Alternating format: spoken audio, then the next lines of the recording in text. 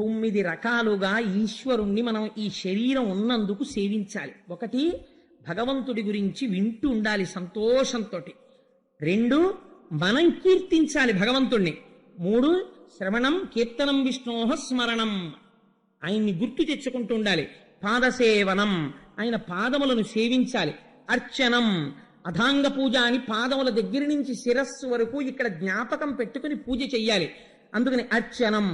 వందనం, ఈ శరీరమునకున్నటువంటి అవయవములన్నీ భూమి మీద పడేటట్టుగా ఆయనకి నమస్కారం చెయ్యాలి. దాస్యం, తాను చేసినటువంటి ప్రతి పని చేత ఈశ్వరుడి యొక్క వైభవము ప్రకాశింపబడుతోందన్న బుద్ధితో తాను చెయ్యాలి. సఖ్యం, తాను ఈశ్వరుడికి చాలా దగ్గర వాడనన్న భావన రావాలి. త్యాగరాజస్వామి కీర్తనల గురించి వ్యాఖ్యానం చేస్తూ నేను ఈ మాట చెప్పాను. అస్తమానం ఇలా చేతులు కట్టేసుకుని నేనంతటి వాణ్ణి స్వామి, నేనంతటి వాణ్ణి స్వామి, మీరే చాలా గొప్పవారు స్వామి, ఏమనుకోకండి స్వామి, నేను ఎప్పటికీ మీ పాదాల దగ్గరికి వస్తాను స్వామి అనకూడదు. ఒక స్వాతంత్రం ఉండాలి, సాన్నిహిత్యం ఉండాలి ఈశ్వరుడి దగ్గర. స్వామి నువ్వు తప్ప నాకెవరండి దిక్కో అని మీరు అడగగలగాలి నిలదీసి. అంతటి సఖ్యత పెంచుకోగలగాలి. సఖ్యం, ఆత్మనివేదనం, చిట్ట చివర ఉన్నది ఈశ్వరుడొక్కడే అన్న భావన పెంపొందించుకోగలగాలి. నిర్భయత్వాన్ని పొందగలగాలి. అందుకని నాన్న, ఈ 9 రకాలైనటువంటి భక్తితో స్వామిని సేవించి సజ్జనుడై అలా నిలబడిపోవడం భద్రమంతు తలతు నిక్కంబు సర్వే దైత్యేశ్వర, అదే చాలా భద్రమైన విధానము అని లోపల నేను నమ్ముతున్నాను నాన్న. ఇదే నేను చదువుకున్న చదువుల యొక్క మొత్తము సారాంశం. హిరణ్యకశిపుడంటే కనబడ్డదల్లా నాది అని అనుభవించాలనేటటువంటి బుద్ధి కలిగినటువంటి వాడు. అటువంటి హిరణ్యకశిపుడు, ఆయనకి మళ్ళీ 4 కుమారులు కలిగారు. వాళ్లే ప్రహ్లాదుడు, అనుహ్లాదుడు, సంహ్లాదుడు, హ్లాదుడు అని 4 కుమారులు. ఆ ప్రహ్లాదుడికి ఒక కుమార్తె, ఆమె పేరు సింహిక. ఆ సింహిక యొక్క కుమారుడే రాహువు. ఆ రాహువే ఇప్పటికీ మనకి పాపగ్రహం కింద సూర్యగ్రహణం చంద్రగ్రహణంలో కనపడుతుంటాడు. ఆయన మేరువుకి అప్రదక్షిణంగా తిరుగుతుంటాడు. మన సత్యనారాయణ స్వామి వారి వ్రత కథలో విన్నారు కదా. అందుచేత ఆయన హిరణ్యకశిప సంబంధాన్ని పొంది ఉన్నవాడు. రాక్షసులందరూ కూడా దితి సంతానం. దితి సంతానము కనుక వాళ్ళని దైత్యులు అని పిలుస్తారు. అదితి యొక్క సంతానం అందరూ కూడా సురలు, అంటే వాళ్ళు దేవతలై ఉంటారు. 2 భార్యలు కశ్యప ప్రజాపతి యొక్క సంతతే. కానీ కశ్యప ప్రజాపతి యొక్క తేజస్సు చేత జన్మించిన, దితి వలన జన్మించిన వారు దైత్యులవుతారు. అదితి చేత జన్మించినటువంటి వాళ్ళు దేవతలవుతారు. దితి అంటే 2 చూస్తుంది. 2 చూడడం, ఒక ఈశ్వరతత్వాన్ని చూడలేకపోవడం కాబట్టి దైత్యులయ్యారు. అదితి అంటే 2 చూడదు, ఒకటే చూస్తుంది ఈశ్వరుణ్ణి, అందుకని వాళ్ళు దేవతలయ్యారు. అటువంటి స్థితిలో ఆ హిరణ్యాక్షుడు మరణించినటువంటి సందర్భంతో ప్రారంభం చేస్తున్నారు. ఆయన యొక్క భార్యలు, తల్లిగారైనటువంటి దితి, వీళ్ళందరూ విలపిస్తున్నారు హిరణ్యాక్షుడు మరణించాడు అని. ఏడుస్తుంటే హిరణ్యకశిపుడు వచ్చాడు అక్కడికి. నిజంగా హిరణ్యకశిపుడు చెప్పిన వేదాంతం వింటేనండి మనకు అనిపిస్తుంది, వీడు రాక్షసుడేమిటా, ఇలా ఎవరు చెప్పగలరు వేదాంతం అనిపిస్తుంది. రాక్షసులంటే ఎలా ఉంటారో కళ్ళకి కట్టినట్టు చూపిస్తారు మహర్షి. అది ఆయన గొప్పతనం. ఆయన అన్నాడు, ఏడుస్తున్న భార్యల్ని తల్లిని చూసి, నీరాగార నివిష్టపాంధుల క్రియన్ సంసార సంచారుల్ ఒత్తురు కూడి విత్తురు సదా సంగంబులేదొక్కచో శూరుల్పోగిడి త్రోవ పోజను భవత్సు నుండు తల్లి మహాశూరుండాతడు తద్వియోగమునకున్ విలపింప నీకేటికి అని అడిగాడు. ఎంత చిత్రమైన మాట చూడండి. నీరాగార నివిష్టపాంధుల క్రియన్ సంసార సంచారుల్ ఒత్తురు కూడి విత్తురు సదా సంగంబులేదొక్కచో. ఎందుకమ్మా అలా ఏడుస్తావు అని మరదల్ని చూసి అంటున్నాడు. ఈ సంసారములో ఉండేటటువంటి వారి యొక్క స్థితి ఎలా ఉంటుందంటే, మంచి వేసవి కాలంలో బాటసారులు నడిచి వెళ్ళిపోతుంటే ఎక్కడ చలివేంద్రం ఉంటుంది, అందులో చక్కటి కుండలు పెట్టి చల్లటి నీళ్లు ఇస్తుంటారు. 4 గ్లాసులు పెడతారు, ఒక మనిషిని పెడతారు ఆ నీళ్లు పాడు చేయకుండా. అలా వెళ్ళిపోతున్న వారు ఆ ఎండ చేత తప్తమై ఒకసారి ఆ చలివేంద్రంలో కలుసుకుంటారు. అందరూ ఎందుకు కలుసుకున్నారు? అందరికీ దాహం ఉంది కాబట్టి కలుసుకున్నారు. అందరూ తలో గుక్కెడి నీళ్లు తాగుతారు. మీరు ఎట్టెడుతున్నారండి అంటారు. ఏదో కాసేపు సమయం నడవాలి కాబట్టి ఎండ, మళ్ళీ బయటికి వెళ్ళే లోపల ఒక్క 5 నిమిషాలు ఆ తలకు కట్టుకున్న పాగా విప్పేసి దాన్ని దులుపుకుని 1 నిమిషం ఆ అరుగు మీద కూర్చుని, అమ్మయ్యా కాసి నీళ్లు తాగేటప్పటికి ఎంత హాయిగా ఉందో ప్రాణమని అయ్యా మీరు ఎక్కడికి వెళ్తున్నారంటారు. నేను ఇలా పిఠాపురం వెళ్తున్నానండి అంటాడు ఒక ఆయన. ఆయన్ని అడుగుతాడు మీరు ఎక్కడికి వెళ్తున్నారు అని అడుగుతాడు. నేను ఇలా ఇటువైపు రాజమండ్రి వెళ్తున్నానండి అంటాడు. అంటే ఈయనో దిక్కెడుతున్నాడు, ఈయనో దిక్కెడుతున్నాడు. ఇంకో ఆయన అడుగుతాడు, ఆయన జగ్గంపేట వెళ్తున్నానంటాడు. ఇంకో ఆయన అడుగుతాడు, అబ్బాయి నేను సముద్రం తోటకు పోతున్నానంటాడు. నలుగురు నాలుగు దిక్కులు ఎందుకు కనుక్కోవడం అంటే ఒకరితో ఒకరి యొక్క అనుబంధం ఎంతవరకు అంటే కాసేపు అక్కడ విశ్రాంతి తీసుకునే వరకు. ఆ తర్వాత ఏం చేస్తారు, నలుగురం కలిసి మంచినీళ్ళు తాగామండి, బాగుండదు, నేను పిఠాపురం ఏంటి ఇలా రాజమండ్రియే పోతాను, ఈయనతో అనేం వెళ్ళడు, ఆయన అలా పోతాడు ఈయన ఇలా పోతాడు. అలా అమ్మా ఈ సంసారములో ఉండేటటువంటి వారు ఏమిటో తెలుసా, ఎవరు ఎక్కడి నుంచి వస్తారో అసలు ఒకరికొకరే తెలియదు. నిజమే కదండి, నా భార్య నాకేం తెలుసు, ఆ తర్వాత ఎప్పుడో నాకు 25 ఏళ్ళు వచ్చిన తర్వాత నా భార్య ప్రవేశించింది జీవితంలోకి, ఆ తర్వాత నా పిల్లలు నాకే తెలియరు, ఆ తర్వాత వాళ్ళు పుట్టుకొచ్చారు. అందుచేత కాతే కాంత కస్తే పుత్ర సంసారోయమతీవ విచిత్ర కశ్యత్వం కత్పుతయాయాత తత్వం చింతియతదీయ భ్రాత అంటారు శంకర భగవత్పాదులు భజగోవిందంలో. ఒక్కసారి ఆలోచించు, ఎవరు నువ్వు, ఎక్కడి నుంచి వచ్చావు, నీ భార్య ఎవరు, నీ పిల్లలు ఎవరంటారు. అలా నీరాగార నివిష్ట పంధుల క్రియం సంసార సంచారులు ఒత్తురు కూడి విత్తురు సదా సంగంబు లేదొక్కచో. అలా ఎవరితోనూ అనుబంధాలు ఉండవు. ఇక్కడ భర్తనంటాడు, శరీరం వదిలేస్తాడు, మళ్ళీ వచ్చే జన్మలో ఆరదవుతాడు, ఎవరికో భార్య అవుతాడు, అక్కడ శరీరం వదిలిపెడతాడు, ఇంకో లోకానికి ఎడతాడు, ఓ కుక్క అవుతాడు, అక్కడ తిరుగుతాడు. ఇన్ని అనుబంధాలు, ఎంతమందికి బిడ్డలో, ఎంతమందికి అన్నదమ్ముడో, ఎంతమందికి అక్క చెల్లెళ్ళో. అటువంటిదమ్మా ఎవరు మాత్రం శాశ్వతం అమ్మా, అందరూ వెళ్ళిపోతారు, ఏమిటి ఉండిపోయినట్టు ఏడుస్తావు ఎందుకు.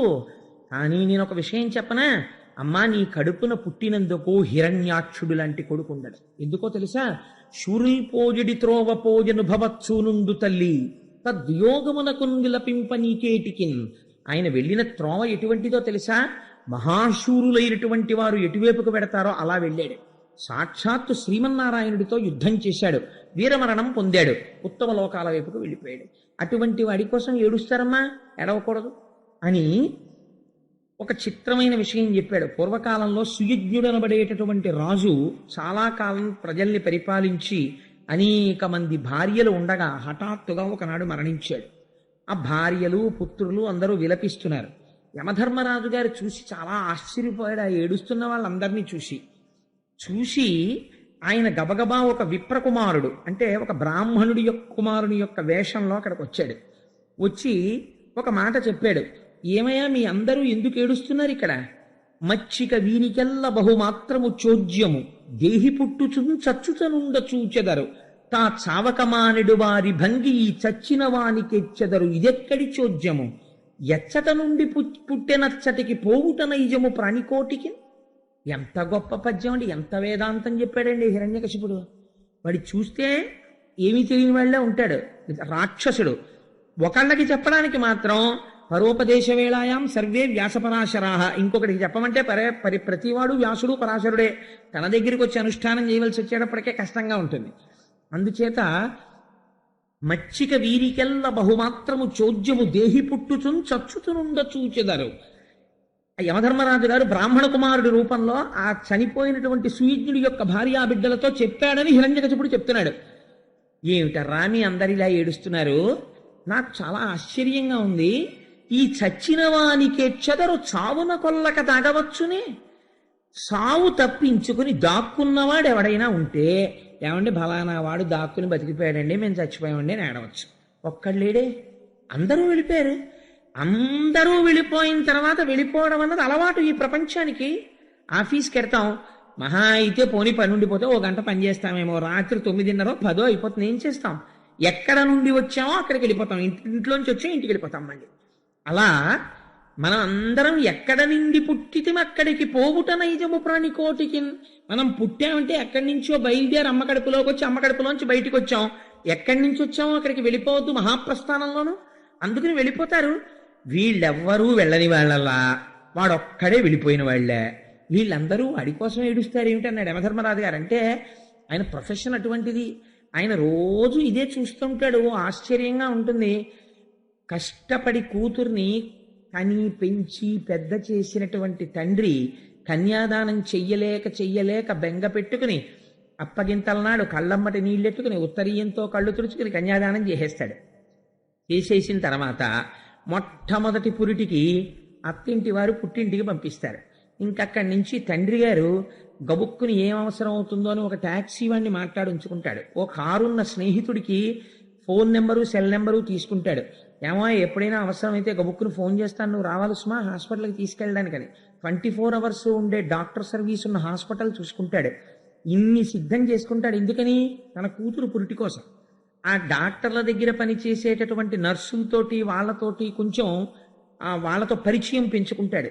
ఇన్ని చేసి ఆ కూతురికి నొప్పులు వస్తుంటే గబగబా 2 రూపాయలు తీసుకెళ్లి విఘ్నేశ్వరుడికి మీదు కట్టి, స్వామి నా కూతురికి ప్రశాంతంగా ప్రసవమై హాయిగా బిడ్డతో ఇంటికి రావాలని కోరుకుని కారెక్కించుకుని తను ఎంతో ఆదుర్దా పడుతూ తీసుకెళ్తారు. అక్కడ నర్సులు ఉంటారు. వాళ్ళు చాలా క్యాజువల్గా నొప్పులు వస్తున్నాయమ్మా పిల్లకి ఓ కుర్చీలో కూర్చోబెడితే వస్తున్నామండి లోపలికి వెళ్ళి మెల్లిగా ఈయనకి టెన్షన్. ఈవిడ అన్ని నొప్పులు వచ్చేస్తున్నాయి, తీసుకురండి అసలు ఏం పర్వాలేదు అప్పుడే ఏం వచ్చేవమ్మా అని ఇలా నాడి చూసి వాళ్ళు క్యాజువల్గా అంటే వాళ్ళు నేను అశ్రద్ధం చెప్పట్లేదు. ఎందుకు చెప్తున్నానంటే మాట వాళ్ళకి తెలుసు వాళ్ళు ఎన్ని పురుగులు పోశారో, అందుకని వాళ్ళకి ఏమంత కంగారు ఉండదు. తెలుసు వాళ్ళకి పిలవచ్చు డాక్టర్ గారిని, ఒక అరగంట టైం ఉంది అని తెలుసు. మనకి ఆదుర్ద అయ్యో నా కూతురు అన్న భావన, ఆ భావన చేత మనం కంగారు పడతాం. అలా యమధర్మరాజు గారు రోజు ఇదే పనిగా చూస్తున్నాడు. ఏడిచిన వాళ్ళందరూ వెళ్ళిపోవడం ఎంతమందిని చూశాడో. ఇలా ఒరే మళ్ళీ మీరు ఎందుకులా ఏడుస్తుంటారు, మీరు ఉండిపోయేవాళ్ళు వెళ్ళిపోయినవాడా, పోనీ మీరు ఉండిపోయేట్టయితే మీరు ఏడవక్కర్లేదు, మీరు వెళ్ళిపోతారుగా, మరి మీరు ఎందుకు ఏడుస్తుంటారు ఇలాగా? ఎంత చిత్రమైన ప్రశ్న వేశాడో చూడండి. ఈ పద్యం నిజంగా మనసులో నాటుకుందనుకోండి చాలా వేదాంతం వచ్చేసినట్టే. ఎంత గమ్మత్తైన ప్రశ్న చూడండి. మచ్చిక వీరికెల్ల బహుమాత్రము చోద్యము దేహి పుట్టుచున్ చచ్చుచునుండ చూచెదరు తా చావకమానెడు వారి భంగి ఈ చచ్చిన వానికెచ్చెదరు చావున కొల్లక దాగవచ్చునే ఎచ్చట నుండి పుట్టెనచ్చటికి పోవుట నైజము ప్రాణికోటికి. ఎక్కడి నుంచి వచ్చారో అక్కడికి వెళ్ళిపోతారు. కానీ చిత్రం ఏమిటంటే ఎవడి మా నాన్న వాడే. పక్కింట్లో దొంగలు పడ్డారంటే తన ఇల్లు 1000 తాళాలు వేస్తాడు. వెనక సందులో దొంగలు పడ్డారంటే ఈ ఇంట్లో వాచ్మెన్ ఎలర్ట్గా ఉండని 10 మాటలు చెప్తాడు. ఇన్ని చేస్తాడు. కానీ తన తండ్రికి తద్దినం పెడుతున్నాడు, తన తల్లికి తద్దినం పెడుతున్నాడు. కాబట్టి వాళ్ళు వెళ్ళిపోయారు. కాబట్టి తను వెళ్ళిపోతానని ఒక్కనాటికి అంగీకరించాడు. ఏమంటాడంటే వాళ్ళకి తెలివి తక్కువ వాళ్ళని వెళ్ళిపోయారు, నేను ఎందుకు వెళ్తానంటాడు. ఈ మాయ లేదనుకోండి ఏ బ్రహ్మజ్ఞానులు అయిపోయినట్టే ప్రతివాడును. ఎవడికి వాడు నేను శాశ్వతమో అన్న భావనలో ఉంటాడు. ఆయన అన్నాడు హిరణ్యకశిపుడు, అమ్మా యథార్థమునకు ఎవ్వరు ఉండరు, ఇదొక భ్రాంతి, నేను ఉండిపోతానని ప్రతివాడు అనుకుంటాడు. కానీ ఒకడు ఉన్నాడమ్మా, వాడి కంటికి కనపడడు. వాడు ఇదంతా సృష్టిస్తాడు, వాడు ఇదంతా నడుపుతాడు, వాడు ఇదంతా తనలోకి తీసుకుంటాడు. ఎవ్వడు సృజించు ప్రాణుల ఎవ్వడు రక్షించి త్రుంచు ఎవ్వడు అనంతుండెవ్వడు విభుడెవ్వడు వాడివ్విధమున మనుచు బెనుచు హేవారతుడై. ఎంత గొప్ప విషయం చెప్పాడండి. ఎవ్వడు సృజించు ప్రాణుల, ఒక ఆయన ఉన్నాడమ్మా, ఆయనే ఈ ప్రాణుల్ని సృష్టిస్తూ ఉంటాడు. ఎవ్వడు సృజించు ప్రాణుల ఎవ్వడు రక్షించి త్రుంచు ఎవ్వడు అనంతుండెవ్వడు విభుడెవ్వడు వాడివ్విధమున మనుచు బెనుచు. వాడు ఆయన స్థితికారకుడై అందరినీ పోషిస్తాడు. ఆయనే అంచమునందు ప్రళయం చేసి ఏమీ తెలియని వాళ్ళే మర్రాకు మీద పడుకుని బొటనవేలు నోట్లో పెట్టుకు చీకుతూ పడుకుని ఉంటాడు వటపత్రశాయి. అలా ఒకడు ఉన్నాడమ్మా, వాడమ్మా శాశ్వతుడు. ఈ శరీరముతో ఉన్నటువంటి వాడు తెలుసుకోవలసిందంటూ ప్రపంచంలో ఏదైనా ఉంటే వాణ్ణి తెలుసుకోవడానికి ప్రయత్నం చెయ్యాలి, వాడిలో కలిసిపోవడానికి ప్రయత్నం చెయ్యాలి.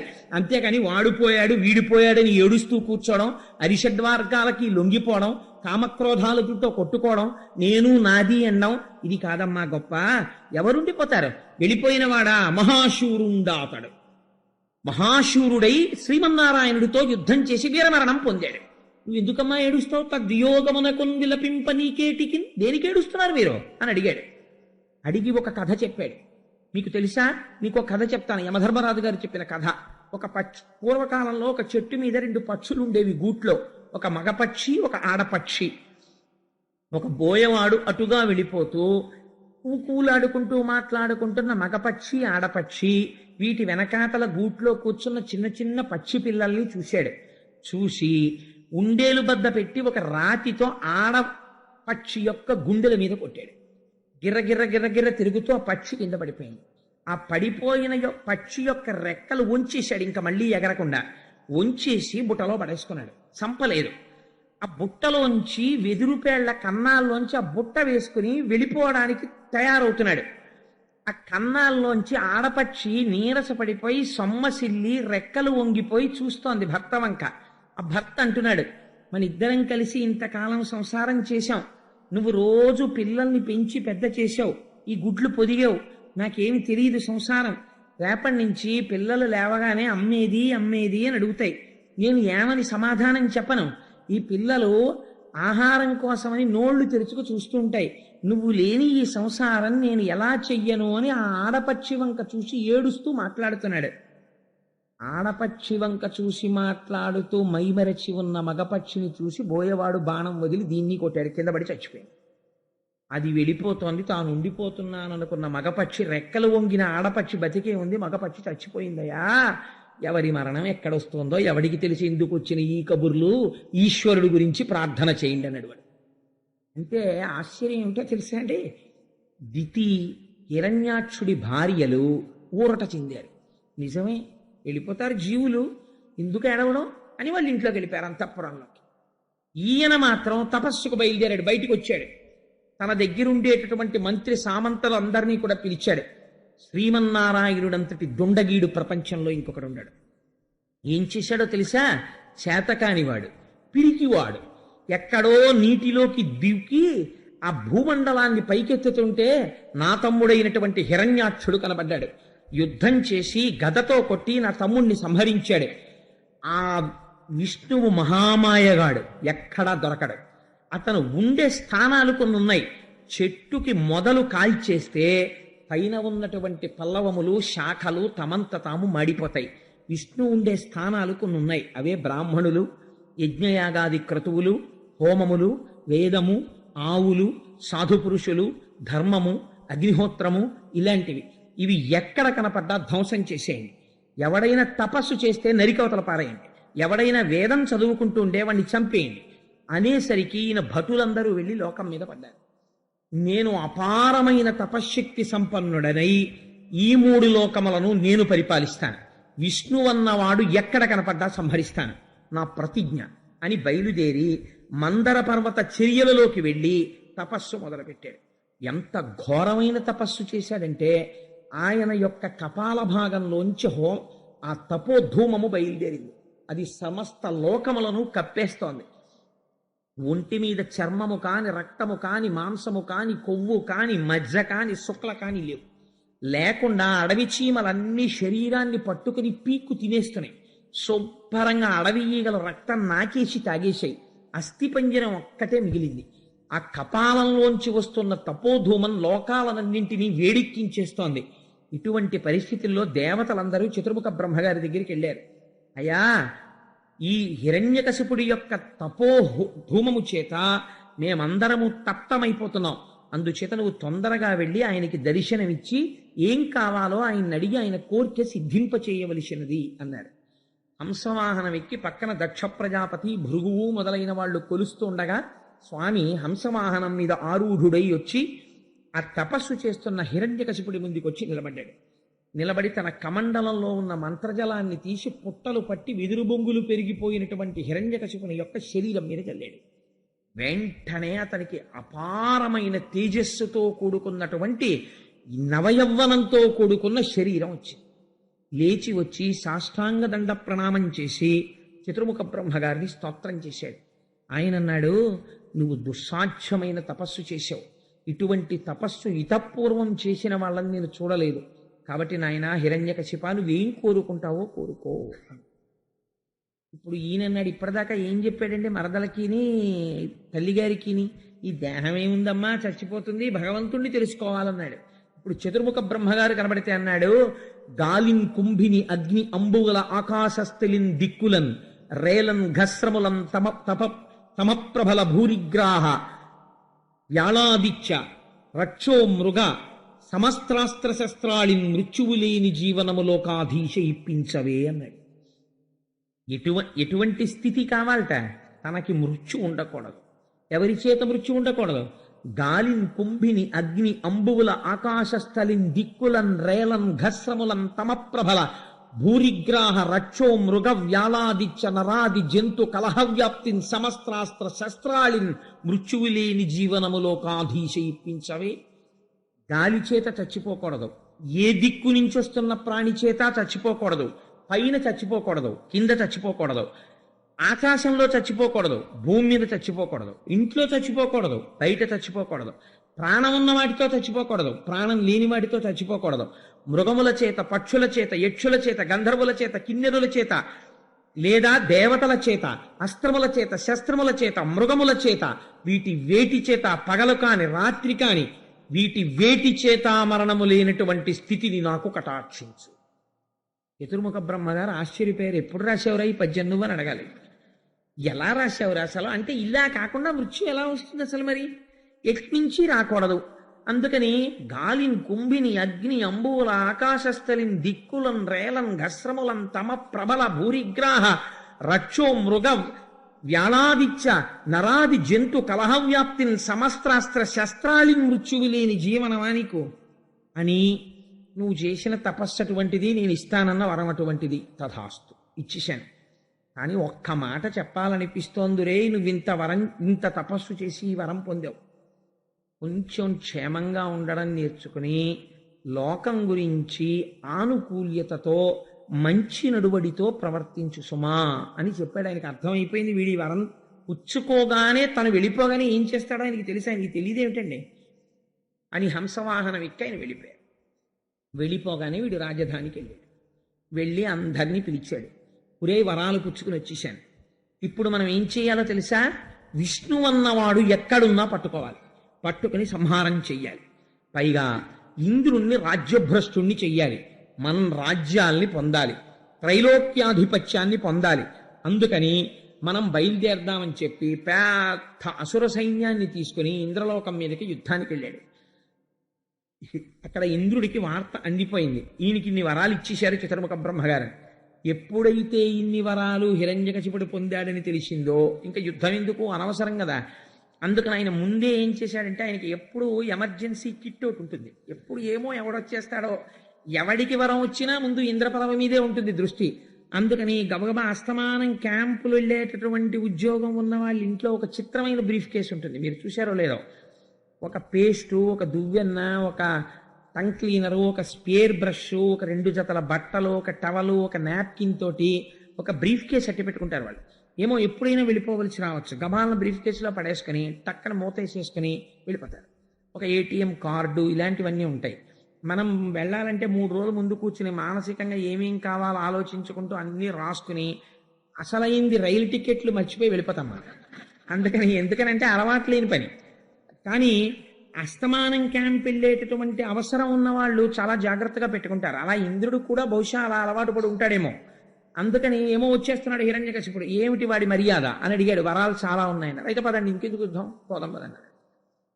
మూటా ముల్లే సర్దేసుకున్నారు, ఖాళీ చేసేశారు. వీడు వచ్చాడు, వీడికి కండ కావడం, ఎవరిని కొడదామని చూస్తాడు వీడు. వీడికి యుద్ధం లేదు, తిన్నగా అంతఃపురంలో ప్రవేశించాడు. కానీ ఒక మాట మాత్రం అన్నారు భాగవతంలో, విశ్వకర్మ చేత నిర్మింపబడినటువంటి అమరావతిని చూసి హిరణ్యకశిపుడు తెల్లబోయేట. ఎంత గొప్పగా ఉందిరా అనుకున్నాడు. అమరావతిని స్వాధీనం చేసుకున్నాడు. ఇంద్రుడు కూర్చునే సింహాసనం మీద తాను కూర్చున్నాడు. దిక్పాలురందరూ ఇప్పటి వరకు ఇంద్రుణ్ణి సేవించేవారు, వాళ్ళందరినీ తన దగ్గర పెట్టుకున్నాడు. ఎంత చిత్రమైన పని చేశాడో తెలుసా అండి. భాగవతం చదివితే ఆశ్చర్యపోతాం. దేవతలందరినీ కూడా రాక్షసుల పహరా చెప్తుండేవారు. ఏయ్ హిరణ్యకశిపుడు రేపు పొద్దున్న బయలుదేరి పిఠాపురం, గొల్లప్రోలు, అనపర్తి, అన్నవరం మీదుగా విశాఖపట్నం వెడుతున్నాడు. సూర్యుడా రేపు నువ్వు అటువైపుకు ప్రకాశించకూడదు, మేఘాలు వెళ్ళండి, ఆయన అడ్డండి. అటువైపు ప్రకాశించకండి అంటే ఆయన మందమైనటువంటి వెలుతురుతో ఉండాలి. వాయువు చాలా ఆనుకూల్యంతో మెల్లగా వీయాలి. అగ్నిహోత్రుడు ఆయన ఇలా వండేసుకోవాలనుకుంటే గబగబా తన శక్తి అంతా పెట్టి వండేయాలి. అంటే ఆ ఇంటి పాచకుడు, వంటవాడు అనమాట. అలా వాడుకున్నాడు అష్టదిక్పాలకుల్ని. ఆశ్చర్యం ఏమిటో తెలుసా అండి, వాళ్ళు శాసించారు రాక్షసులు. పన్నగములారా మీరు బుసకొట్టకూడదు, ప్రభువు పడుకున్నాడు అంటే పన్నగములు బుసకొట్టకూడదు, పడగలు దించేసుకుని ఉండాలి. సిద్ధులారా మీరు ఇప్పుడు చప్పుడు చేయకూడదు అంటే వాళ్ళు అలా ఉండాలి. ఆయన సింహాసనం మీద కూర్చుని ఎప్పుడు ఏ ఆర్డర్ వేస్తాడో తెలియదు. ఇంద్రుడు కూడా ఇలా చేతులు కట్టుకుని నిలబడి ఉండేవాడు. తన సంస్థానంలో తానే ఒక పరిచారికుడి కింద ఉండేవాడు. ఉద్యానవనంలో లీలావతితో విహరిస్తూ వాళ్ళు వీళ్ళు పాటలు పాడితే కుదరదు. ఒక శాడిస్టిక్ మెంటాలిటీ అని ఒకటి ఉంటుంది ప్రపంచంలో. అది ఎంత విచిత్రంగా ఉంటుందంటే, నారదుడు తుంబురుడు ఎప్పుడు శ్రీమన్నారాయణుడి మీద కీర్తనలు చేస్తూ ఉంటారు వీణ మీద. అందుకని వాళ్ళిద్దరినీ పిలిచి, మేమిద్దరము నందనవనంలో విహరిస్తూ ఉంటాం, మీరు ఈ చెట్లు చాట్ల కూర్చుని పాటలు పాడండి అనేవాడు. ఎవరి మీద? శ్రీహరి మీద పాడితే వాడు ఒప్పుకోడు. ఆహా హిరణ్యకశిప అని వీడి మీద పాడుతుండాలి. పాడుతుంటే వీడు ఉద్యానవనంలో విహరిస్తుంటాడు. ఎంత చిత్రమైన స్థితికి వెళ్ళాడో, ఎంత శాసనం చేశాడో చూడండి. అసలు యజ్ఞయాగాది క్రతువులు లేనే లేవు. హవిస్సులన్నీ హిరణ్యకశిపుడికే. ఎక్కడైనా యజ్ఞం చేసినా యాగం చేసినా ఒకటే మంత్రం. నేర్చుకోవడం చాలా తేలిక ఆ రోజుల్లో. ఏమిటంటే హిరణ్యకశిపాయ స్వాహ అంతే. అన్ని హిరణ్యకశిపుడికి. మొత్తం వాడే బుచ్చేసుకుంటాడు, వాడే తినేస్తాడు, అన్నీ వాడివి. వాడివిగా అనుభవించేవాడెవడో వాడే హిరణ్యకశిపుడు. కశిపు అంటే మంచం, అనుభవైక విద్యం, అన్నీ వాడే అనుభవంలో ఉంటాడు తప్ప ఇంకొకటి అనుభవించడాన్ని వాడు ఒప్పుకోడు. ఈ స్థితిలో భయంకరమైనటువంటి పరిపాలన సాగిస్తున్నాడు. ఇప్పుడు దేవతలందరూ చాలా రహస్యమైనటువంటి సమావేశం ఒకటి పెట్టుకున్నారు. అసలు అది పెట్టుకోవడమే చాలా కష్టం. ఎందుచేత? వీడికి తెలిసిందనుకోండి ప్రాణాలు ఎక్క తీసేస్తాడు. అందుకని చాలా కాన్ఫిడెన్షియల్గా సైగ చేసుకుని, రేపటి రోజున ఇన్ని గంటల ఇన్ని నిమిషాలకి మనం ఫలానా చోట కలుసుకోవాలి. అందులో ప్రమత్తత ఎక్కువ, గబుక్కుని జ్ఞాపకం ఉండదు, అనుమానమా ఎక్కువ. ఆదివారం నాడు పూజ అంటే పొద్దున్న సాయంకాలమా, పోనీ సాయంకాలం పూజ అంటే ప్రవచనం ఉంటుందా ఉండదా, ఎన్ని అనుమానాలు. ఒకవేళ ఉంటే 9:30 అయిపోతుందా? అందుకని ఉండదండి, అంతసేపు ఉండదు. మిమ్మల్ని ఎలా ఉంచుతారు అంతసేపు? కాబట్టి 9:00కో 8:30కో పంపించేస్తారు. కాబట్టి లఘువైన ప్రవచనం ఉంటుంది. ఇలా ఇన్ని అనుమానాలు వస్తాయే. మరి అటువంటిది అంటే వాళ్ళకి ఎన్ని అనుమానాలు రావాలి? అంత సైగ చేసుకుని. అంటే ఇది మీరు దేనికి గమనించాలని నేను చెప్తున్నానంటే, యూ షుడ్ విజువలైజ్ ఆయన పరిపాలన ఎలా ఉండేదో చూడండి. ఇంద్రుడు మీటింగ్ ఎట్టడానికి, సమావేశం పెట్టడానికి హడిలిపోతున్నాడు. ఒరే ఎవరిని పడితే వాళ్ళని పిలవకండి, కాస్త కడుపులో రహస్యం దాచుకోగలిగిన వాడినే పిలవండి అన్నారు. అందరూ కలిసి సమావేశం పెట్టారు. సమావేశం పెట్టి, ఈ కష్టాలు ఎలా తీరుతాయిరా అంటే ఎవడి కష్టం వాడు చెప్పుకున్నాడు. ఏం చెప్పమంటారండి, అగ్నిహోత్రుండని యజ్ఞయాగాది క్రతువుల్లో ఎంతో గౌరవించేవారు. ఋగ్వేదంలోనేమో నా గురించి మంత్రాలు చెప్పేవారు. ఇప్పుడేమో వాడు నన్ను పాచకుడు కింద వాడుకుంటున్నాడు. వాడికి ఎప్పుడన్నా చలేస్తే ఓ అగ్ని అంటే నేను ప్రజ్వరిల్లి వాడికి చక్కగా గోరువెచ్చగా ఉండేటట్టే నేను వెలగాలి. ఏడు నా కర్మ అని ఆయన. వీళ్ళందరూ ఇలా మాట్లాడుకుంటుంటే మన కష్టాలు తీరే మార్గం ఏమిటి అన్నారు. ఒక్కడే మనకి ఎప్పుడూ కష్టాలు తీర్చేవాడు ఎవడు? ఒక్కడే ఉన్నాడు. అందుకని ఎవరికి డబ్బు లోటు వచ్చినా ఆఫీసులో వెంకటరత్నం గారే గుర్తొచ్చినట్టు. కాబట్టి ఏం చేయాలి? అందరూ కలిసి శ్రీమన్నారాయణుడినే ప్రార్థన చెయ్యాలి. అందరూ కలిసి శ్రీమన్నారాయణుడు. ఇప్పుడు వైకుంఠానికి వెడుతుంటే మధ్యలో ఎవరన్నా చూస్తే ప్రమాదం. కాబట్టి ఏం చేయాలి? ఇక్కడే కూర్చొని లోపల ప్రార్థన చెయ్యాలి ఆయన. ఇది శ్రీమన్నారాయణుని యొక్క అనుగ్రహం అంటే. ఇది మీరు గుర్తుపట్టాలి. ఇప్పుడు వాళ్ళు కనీసం వైకుంఠం వేపుకి కూడా అడుగు వెయ్యలేరు.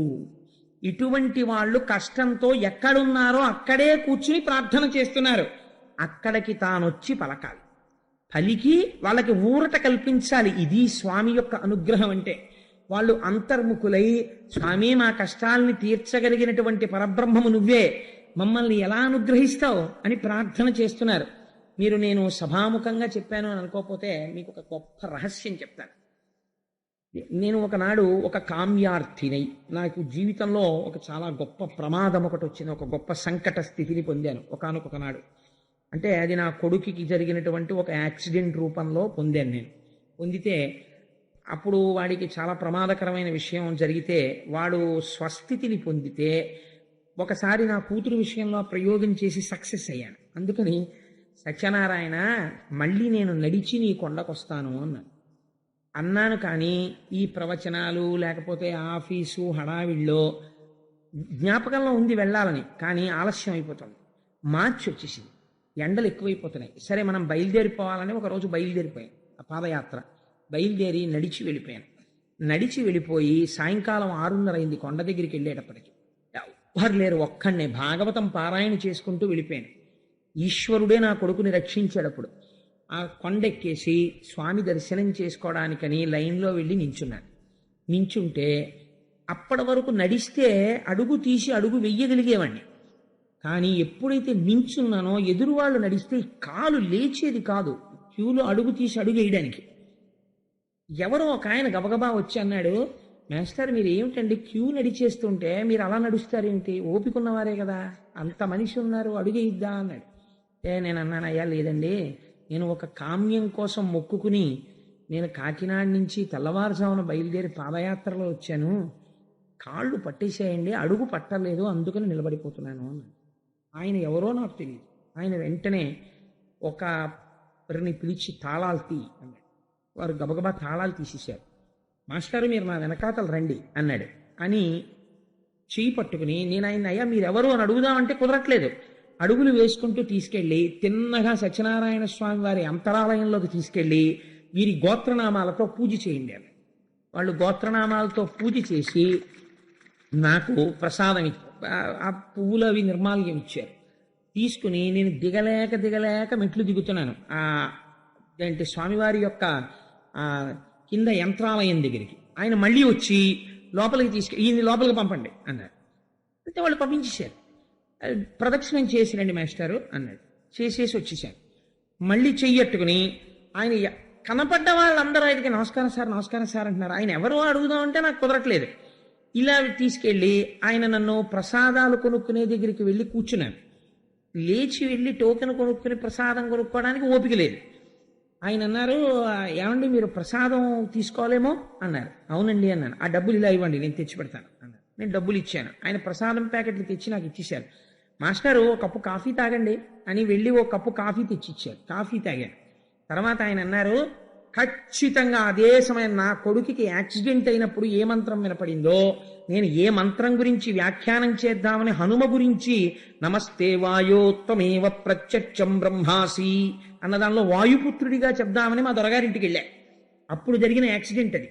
అదే మంత్రం అన్నవరంలో వినపడుతుంటే నేను ఆశ్చర్యచకితుడనై ఇలా చూస్తున్నాను. నేను ఆయనతో ఒక్క మాట మాట్లాడలా. నేను ఇలా కామ్య సంబంధినై వచ్చాను, కోరిక తీరన్నాను అంతే. ఆయన నా దగ్గరకు వచ్చి నిలబడి అన్నారు, మాస్టారు మీరు ఎప్పుడైనా సరే ఆపద వచ్చినప్పుడు ఇక్కడ శుద్ధితో ఈశ్వరుడున్నాడు అని నమ్మి మీరు అడిగితే మా స్వామి ప్రభావం ఈ యంత్రాలయంలోంచి ఎక్కడికైనా వినపడుతుంది. ఈ బ్రహ్మాండంలో వినబడి మిమ్మల్ని ఆదుకోగలడు. మీరు ఆదుకోగలరు కాబట్టే ఏ మంత్రం గురించి మీరు వెళ్ళారో ఆ మంత్రం వినపడుతుండగా మీరు ఇవాళ ప్రసాదం నా చేత్తో పట్టుకున్నారు. సంతోషం, మీ కార్యం తీరింది కదా అని వెళ్ళిపోయాడు. వెళ్ళిపోతే నేను ఆయన, అయ్యా మీరెవరో అని అడుగుదామని ప్రయత్నం చేస్తున్నాను, కాళ్ళు సహకరించట్లేదు. ఈలోగా నేను మెల్లిగా లేచి ఆయన వెళ్ళిపోయాను తీసుకువెళ్ళి అక్కడ కనపడ్డ వాళ్ళని, ఆయన ఎవరండి ఇలా వెళ్ళినా, ఎవరు వెళ్ళారండి అంటాడు. ఎవరు వెళ్ళారంటే నేను ఒక ఆయన ఇప్పుడు నాకు సహాయం చేశారండి, గుళ్ళోకి కూడా తీసుకెళ్లారు, నాకు అర్చన చేయించారు, ఇంకా మళ్ళీ గుళ్ళోకి ఎక్కడానికి కాళ్ళు సహకరించవు. సరే ఇంతలోకే నా భార్య ఫోన్ చేసింది, ఏమండి మీరు పాదయాత్ర వెళ్ళారని ఎవరికి చెప్పొద్దని చెప్పాను నేను. మీరు పాదయాత్రకు వెళ్ళారని తెలిసింది, శివకుర్తి భాస్కరారు అయ్యో ఒకవైపే కదమ్మా మొక్కారైనా రెండో వైపు వారిని నేను కొండ మీదకి వెళ్ళి కారులో తీసుకొచ్చేస్తానని. ఎంత ఆశ్చర్యమో చూడండి. తెలియగానే శివకుర్తి భాస్కరారు కారు వేసుకుని కొండ మీదకి వచ్చి కారు ఎక్కించుకుని తీసుకొచ్చారు. తీసుకొస్తే ఒక గంట కారులో ట్రావెల్ చేసి ఇంటికి వచ్చిన తర్వాత నన్ను ప్రాక్టికల్గా ఎక్కడో ఏదో ఫ్రాక్చర్లు అయిపోయిన వాడిని దింపినట్టు చేతుల కింద చేతులు వేసి దింపి మెట్లెక్కిస్తుంటే సందులో వాళ్ళు ఏమైంది దీనికి ఎలా దిగుతున్నాడు అనుకున్నారు. కానీ అంటే నేను ఎందుకు ఈ విషయం మీకు మనవి చేశానంటే స్వానుభవాలు చెప్పడానికి నేను ఇష్టపడను సభల్లో. అయితే ఇవాళ ఎందుకు చెప్పానో తెలుసా అండి, ఈశ్వరుడు పూజామందిరంలో కూర్చుంటే దొరికేవాడు కాడండి. నారాయణుడు ఎంత కరుణామూర్తి అంటే మీరు ఎక్కడ కూర్చుని ఆర్తితో స్వామి ఉన్నాడు అని నమ్మి మీరు ఆయన్ని పిలిస్తే ఆయన పలికి తీరుతాడు. అలా జరిగి తీరుతుంది. నేను స్వానుభవం చెప్తున్నాను. నేను ఉట్టినే ఉపన్యాసం చెప్పట్లేదు, ఒక పరమ యథార్థాన్ని మీకు ఆవిష్కరించాను. అందుచేత ఆనాడు దేవతలు వైకుంఠం వైపుకి తిరిగి చూడడానికి దిక్కులేని స్థితిలో ఉన్నారు. హిరణ్యకశిపుడి భయం చేత ఇంద్రాదులు దిక్పాలకులు ఇవాళ ఎంత కష్టంలో ఉన్నారు చూడండి. ఆయన్ని మనసులో తలుచుకుని ప్రార్థన చేశారంతే. ఏమా స్వామికి రావలసిన అవసరం ఏమిటి? ఇక్కడ చేస్తున్నారు ప్రార్థన, పైకి చెయ్యడానికి కూడా వీల్లేదు. కనీసం గజేంద్రుడిలాగా పోని నీరసపడిపోయి ప్రార్థన చేయడానికి కూడా ఓపిక లేని స్థితి, భయంలో ఉన్నారు వాళ్ళు అలా మౌనంగా ప్రార్థన చేస్తే అశరీరవాణి వినపడి. ఇది స్వామి అనుగ్రహం అంటే. ప్రహ్లాదోపాఖ్యానంలో ఈ ఘట్టం దగ్గర మీరు భక్తితో పూనికని పొందాలి. నా స్వామి నన్ను మాత్రం ఎందుకు రక్షించడు అని. ఆయన అన్నారు, మీరందరూ దేని గురించి బాధపడుతున్నారో నాకు తెలుసు. మీరు నాకేమీ చెప్పక్కర్లేదు. నేను సమస్తము తెలుసున్నవాణ్ణి. నాకు ఎరుక ఉన్నది.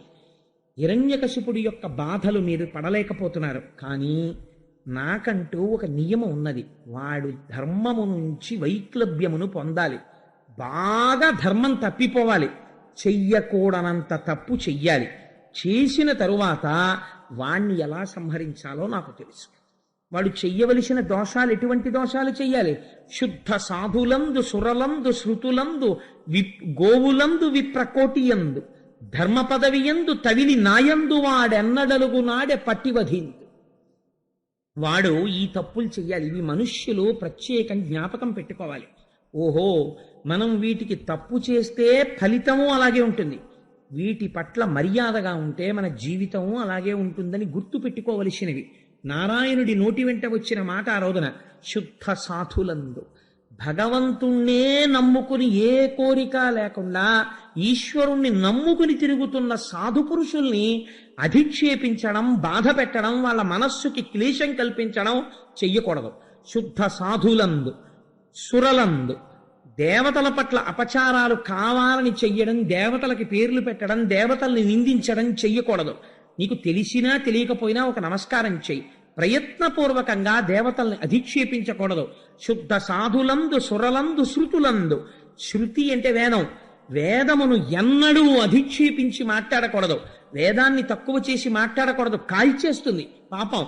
శుద్ధ సాధులందు సురలందు శృతులందు గోవులందు విప్రకోటియందు. గోవుల్ని, ఆవుని ఎప్పుడూ బాధ పెట్టకూడదు.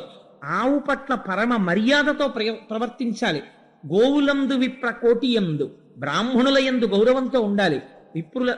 గోవులందు విప్రకోటియందు ధర్మ పదవి యందు తెలిసి కూడా ధర్మం తప్పి మహాపాపాల్ని ఆచరిస్తుండడం. ధర్మ పదవి యందు నాయందు తవిలి నాయందు. చిట్ట చివరికి ఏ ఈశ్వరుడు నోరిచ్చి శక్తినిచ్చాడో ఆ ఈశ్వరుణ్ణి నింద చేస్తుండడం. ఆ ఈశ్వరుడి ప్రసాదం నేను తిననంటూ ఉండడం. ఎందుకండి గుళ్ళు గోపురాలు అంటూ ఉండడం.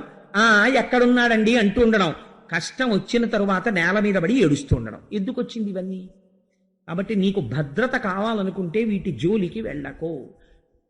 ఆఖరణ ఏం చేస్తాడు? ఈ తప్పులు చేసి మనని ఎవడేం చేశాడులే అని అహంకారం పెరుగుతుంది. పెరిగి శుద్ధ సాధులందు సురలందు శృతులందు గోవులందు విప్రకోటియందు ధర్మ పదవియందు తవిలి నాయందు వాడెన్నడలు. ఎప్పుడో అప్పుడు ఈ అపచారాలు చేస్తాడు. కళ్ళు మూసుకుపోయాయి కాబట్టి అప్పుడు వాణ్ణి పట్టి వెధింతు, వాణ్ణి పట్టుకు చంపేస్తా. అలా ఇలా కాదు. ఇన్ని వరాలు ఉన్నాయనుకుంటున్నాడు కదా, చూద్దురుగాని ఎలా చంపుతానో. మామూలుగా చంపను, ఎలుకని పాము పట్టినట్టు పట్టుకు చంపేస్తాను, మీరు చూద్దురుగా అని స్వామి ప్రతిజ్ఞ చేశాడు. అంతే, వీళ్ళందరికీ ఉత్సాహం వచ్చేసింది. మీరు పూనికతో ఉండండి, నా పట్ల భక్తితో ఉండండి, మీ ధర్మం మీరు ఆచరించండి, మీరు ధర్మభ్రష్టులు కాకండి, నేను మిమ్మల్ని రక్షించి తీరుతాను. ఆ పని వాడు ఎప్పుడు చేస్తాడో కూడా నేను మీకు చెప్పేస్తున్నాను. వాడికి ఒక కొడుకు పుడతాడు, ఆయన పేరు ప్రహ్లాదుడు, మహాభక్తుడు. అటువంటి ప్రహ్లాదుడి పట్ల కన్న కొడుకు శమదభ సంపన్నుడు నిర్వైరుడనక ప్రహ్లాదుని రోషంబున వాడెన్నడు ఆపన్నతనంద చేయునాడే పట్టివధింతున్. అన్న కొడుకు, తన కడుపున పుట్టినటువంటి కొడుకు శమదమ సంపన్నుడు, ఇంద్రియాల్ని మనస్సుని నిగ్రహించిన వాడు, ఈశ్వర భక్తుడిని తెలుసుకోలేక ఏనాడు పరమభక్తుడైన ప్రహ్లాదుణ్ణి ఆపదల పాలు చెయ్యడం ప్రారంభం చేశాడో ఆనాడు వాణ్ణి సంహరించడం నేను చేస్తాను. అందుకని మీరెవ్వరూ బెంగ పెట్టుకోకండి అన్నాడు.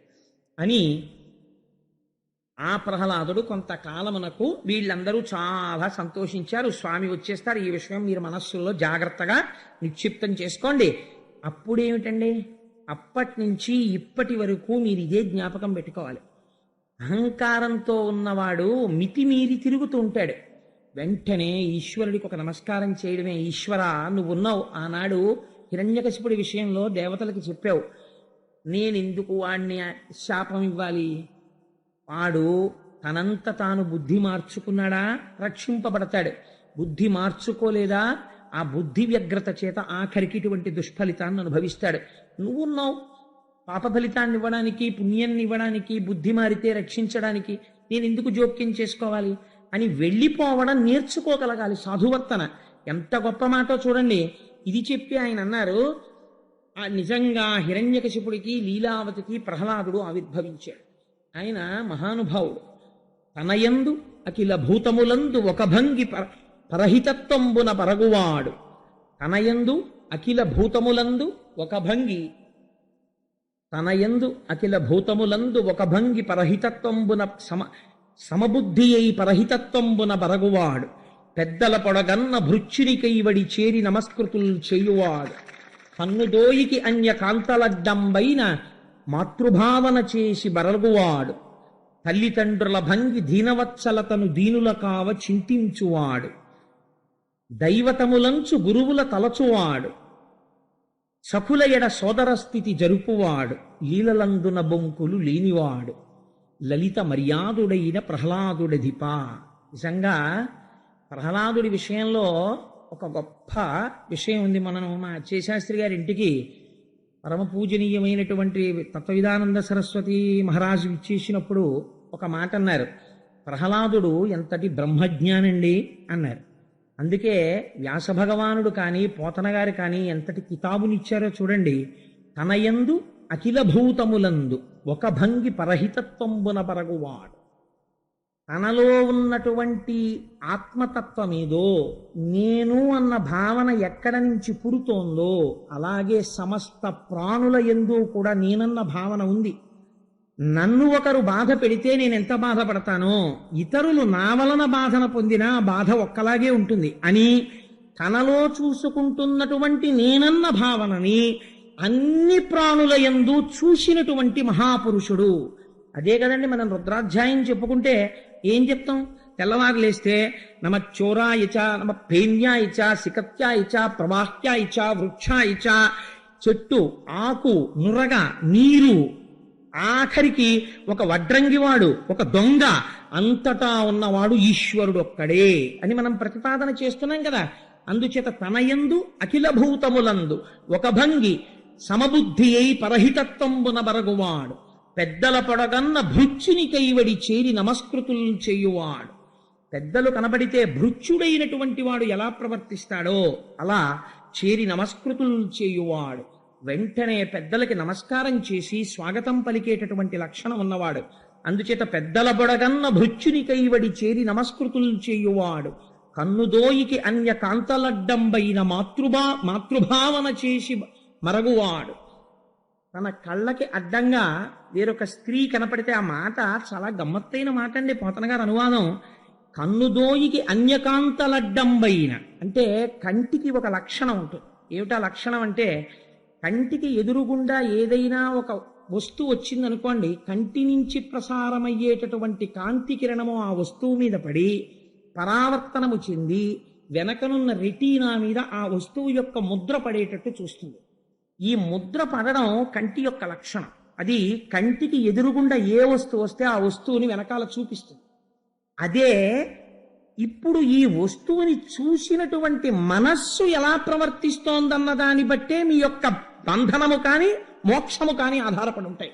కారణం బంధమోక్షయోహో, ఆ మనస్సే కారణమవుతుంది.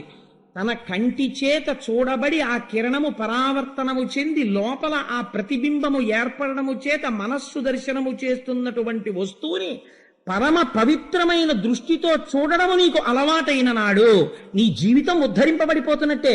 ఇది 5వ ఏట ప్రహ్లాదునికి అలవాటైనది. కంటికి ఎదురుగుండా స్త్రీ కనపడితే కేవలము మాతృభావన చేసి బరగువాడు. మా అమ్మ ఇలా కనపడింది అనేటటువంటి భావనతో ప్రవర్తించేటటువంటి స్వభావం ఉన్నవాడు.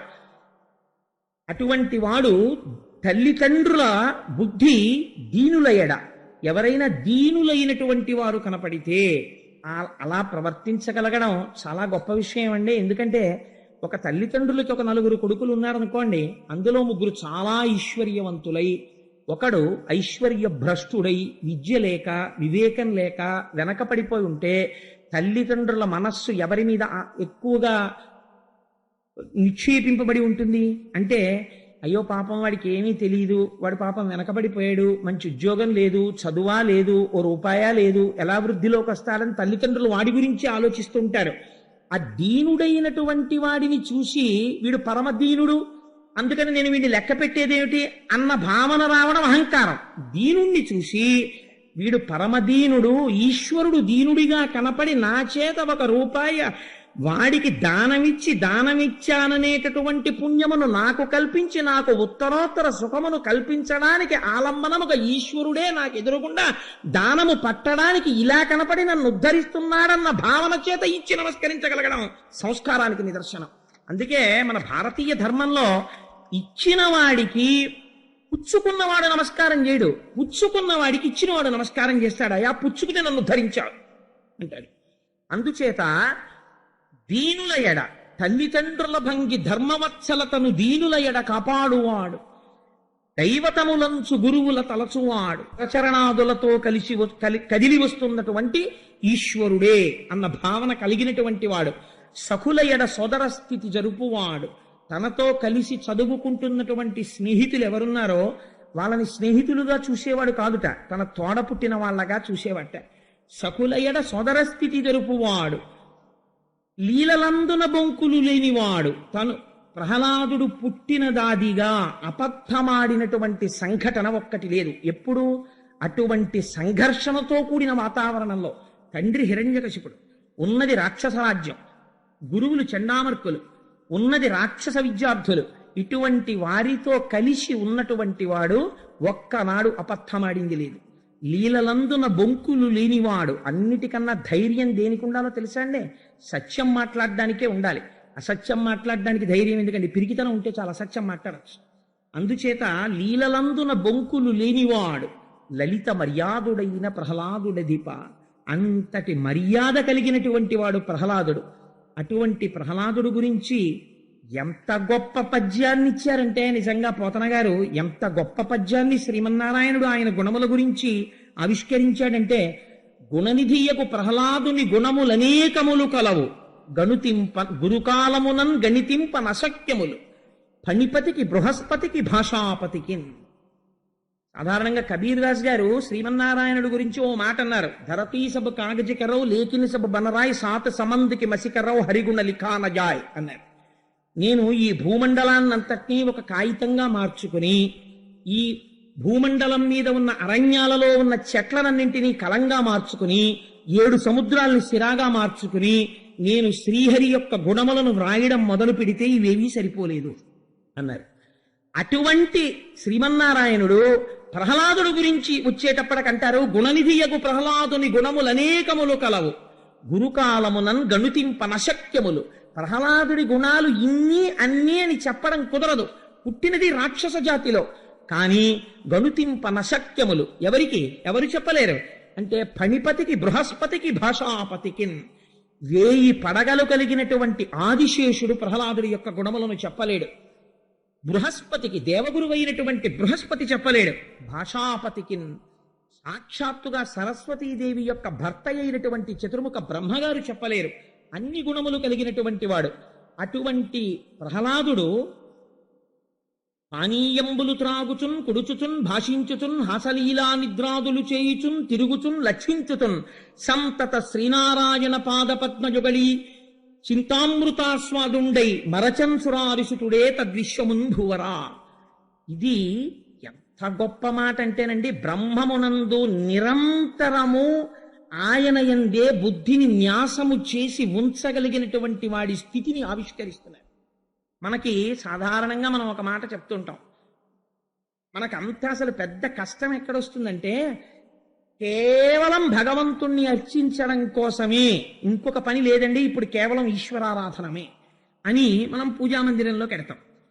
తీరా కూర్చున్న తర్వాత 1 గంట సేపు పూజ చేస్తే యథార్థమైన తీర్పు మనం చెప్పుకుంటే ఎంతసేపు మనం పూజ చేశాం అని చూస్తే, కర్మేంద్రియ సంఘాతమైనటువంటి కాళ్ళు చేతులు ఏదో పువ్వులు వెలిగించడం అగరత్తెట్టడం చేస్తున్నాయేమో కానీ మనస్సు మాత్రం బయట తిరుగుతూనే ఉంటుంది.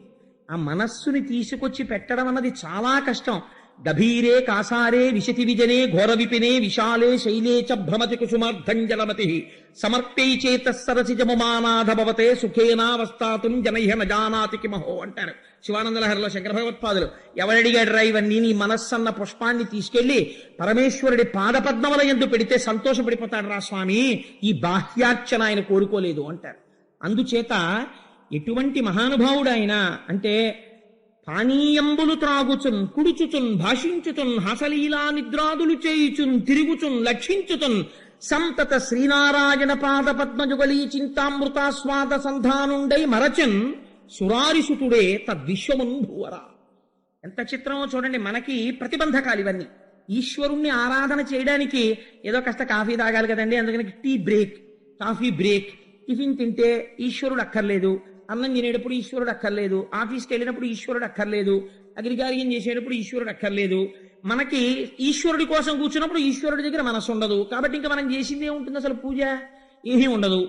కానీ ఆయన అంటున్నారు, ప్రహ్లాదుడి స్థితి ఏమి అంటే, పానీయంబులు త్రాగుచున్, నీళ్లు తాగుతూ ఈశ్వరుణ్ణి చూసేవాడు. ఎలా చూసేవాడు, అలా ఎలా కుదురుతుందండి అని మీకు అనుమానం రావచ్చు. లింగ పురాణంలో వ్యాసుడు ఒక అద్భుతమైన మాట అంటాడు, సంజీవనం సమస్తస్య జగత సలిలాత్మిక భవయిత్యుచ్యతే మూర్తిర్భవస్య పరమాత్మనః అంటాడు.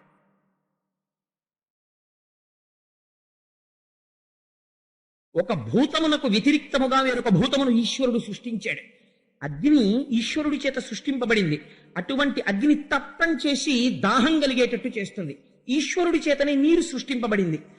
ఈశ్వరుడి చేతనే సృష్టింపబడినటువంటి నీరు తాగుతుంటే ఈ లోపల కలిగినటువంటి తాపము చల్లారిపోయి ప్రాణములు నిలబడతాయి నీటి వల్ల. ప్రాణములు నిలబెట్టగలిగిన స్థితి నీటికి మాత్రమే ఉన్నది. ఒక ఆయన మూర్ఛ వచ్చి పడిపోయాడు అనుకోండి, నీరసం వచ్చి, ఆయనకి గబగబా తీసుకొచ్చి అన్నం తీసుకొచ్చి మొహం మీద కొట్టరు, నీళ్లు కొడతారు. ఆయనకి స్పృహ రాగానే తీసుకొచ్చి కాస్త కూర అన్నమో పప్పు అన్నమో పెట్టరు, కాసిన నీళ్లు పట్టిస్తారు. సంజీవనం సమస్తస్య జగత సలిలాత్మిక, నీటి రూపంలో ఉండి ఈశ్వరుడు బ్రతికిస్తున్నాడు. ఆ నీటి వంక చూడగానే మీకు ఆ కృతజ్ఞతాభావము కలిగి బ్రహ్మాండమునందు ఈశ్వరుడి చేత సృజింపబడినటువంటి జలములు ఈ ఈశ్వరుడి చేత సృష్టింపబడినటువంటి పిండాండమునందు ప్రవేశించి ఈ తాపమును చల్లార్చి దీనిని నిలబెట్టి శరీరం అద్యంకులకిది ధర్మసాధనం అంటాడు కాళిదాసు.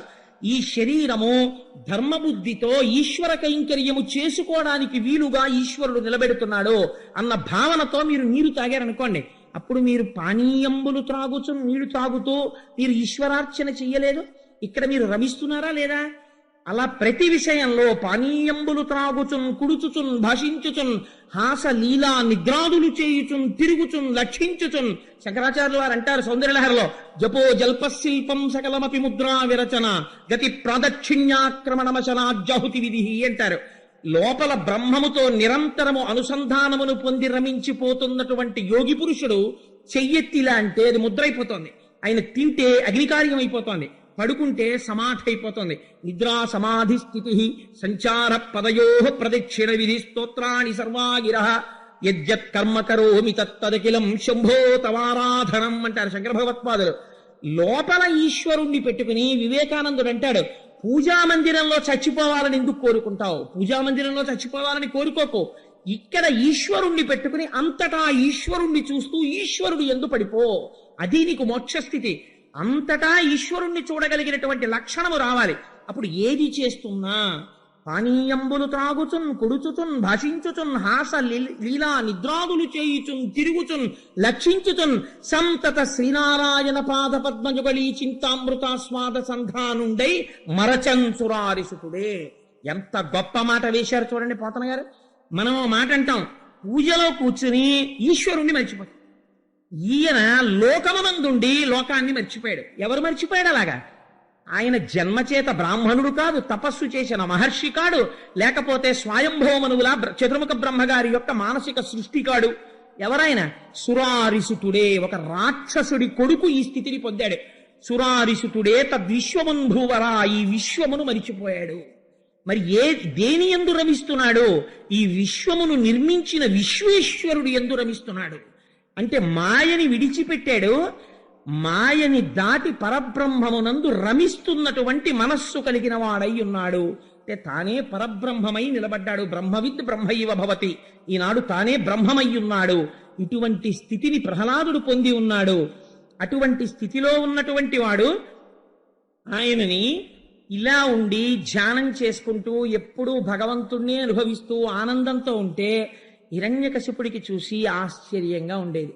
రామకృష్ణ పరమహంస తెల్లవారి నిద్ర లేవగానే మంచం నుంచి కాలు కింద పెడుతూనే తల నేలకేసి కొట్టుకుని ఏడుస్తూ ఉండేవారు. ఎందుకలా ఏడుస్తున్నావయ్యా అని అడిగాడు మేనల్లుడు. నా జీవితంలో ఇంకొక రోజు వెళ్ళిపోయింది. ప్రత్యాయాంతిగతాహ పునర్న దివసాహ కాలో జగద్వక్షక. ఈశ్వరుడు తినేశాడు కాలాన్ని. కానీ నాకు అమ్మవారి దర్శనం అవ్వలేదు. ఒక జీవితంలో ఆయుప్రమాణం అయిపోతోంది అని ఆయన ఏడ్చారు.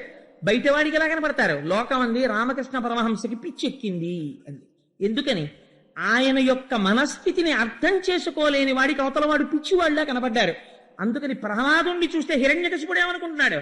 ఏమిటో హాయిగా కనపడ్డ వాళ్ళందరినీ హింస చేయడం, బాధ పెట్టడం, వాడి దగ్గర ఎత్తుకురావడం, వీడి దగ్గర ఎత్తుకురావడం, ఇలాంటి పనులు చేయకుండా ఏమిటో జడుళ్ళ అలా కూర్చుంటాడు, ఏమిటో తనలో తాను నవ్వుకుంటూ ఉంటాడు, కళ్ళు మూసుకుని ఉంటాడు, ఏమిటో ధ్యానం చేస్తూ ఉంటాడు, ఓ చదువుకోడు, ఓ పుస్తకం పట్టుకోడు. వీడు రేపు పొద్దున్న సింహాసనానికి ఉత్తరాధికారి ఎలా అవుతాడు, ఎలా కూర్చుంటాడు, ఎలా పరిపాలన చేస్తాడు, రాక్షసుల్ని ఎలా సుఖపెడతాడు? రాక్షసుల్ని సుఖపెట్టడం అంటే ఏం చేయాలి? దేవతల్ని, బ్రాహ్మణుల్ని, యజ్ఞాల్ని, యాగాల్ని, గోవుల్ని, ధర్మాన్ని, అగ్నిహోత్రాన్ని, లోకాన్ని బాధ పెట్టాలి. ఈ బాధ పెట్టడం చేత కాని వాడు ఎలా రక్షిస్తాడు రాక్షసుల్ని అని బెంగ పెట్టుకుని శుక్రాచార్యుల వారి కొడుకులైనటువంటి చండ అమర్కులనే వాళ్ళని పిలిచాడు. పిలిచి, అయా మీ భృగు వంశం మా రాక్షస జాతికి ఎప్పటి నుంచో ఉద్ధరిస్తోంది. మా బిడ్డడైనటువంటి ప్రహ్లాదుడు జడుడిగా తిరుగుతున్నాడు. ఎలా కనపడ్డాడో చూడండి హిరణ్యకశిపుడికి. ఇంతటి భగవద్భక్తుడు జడుడిలా కనపడ్డాడు.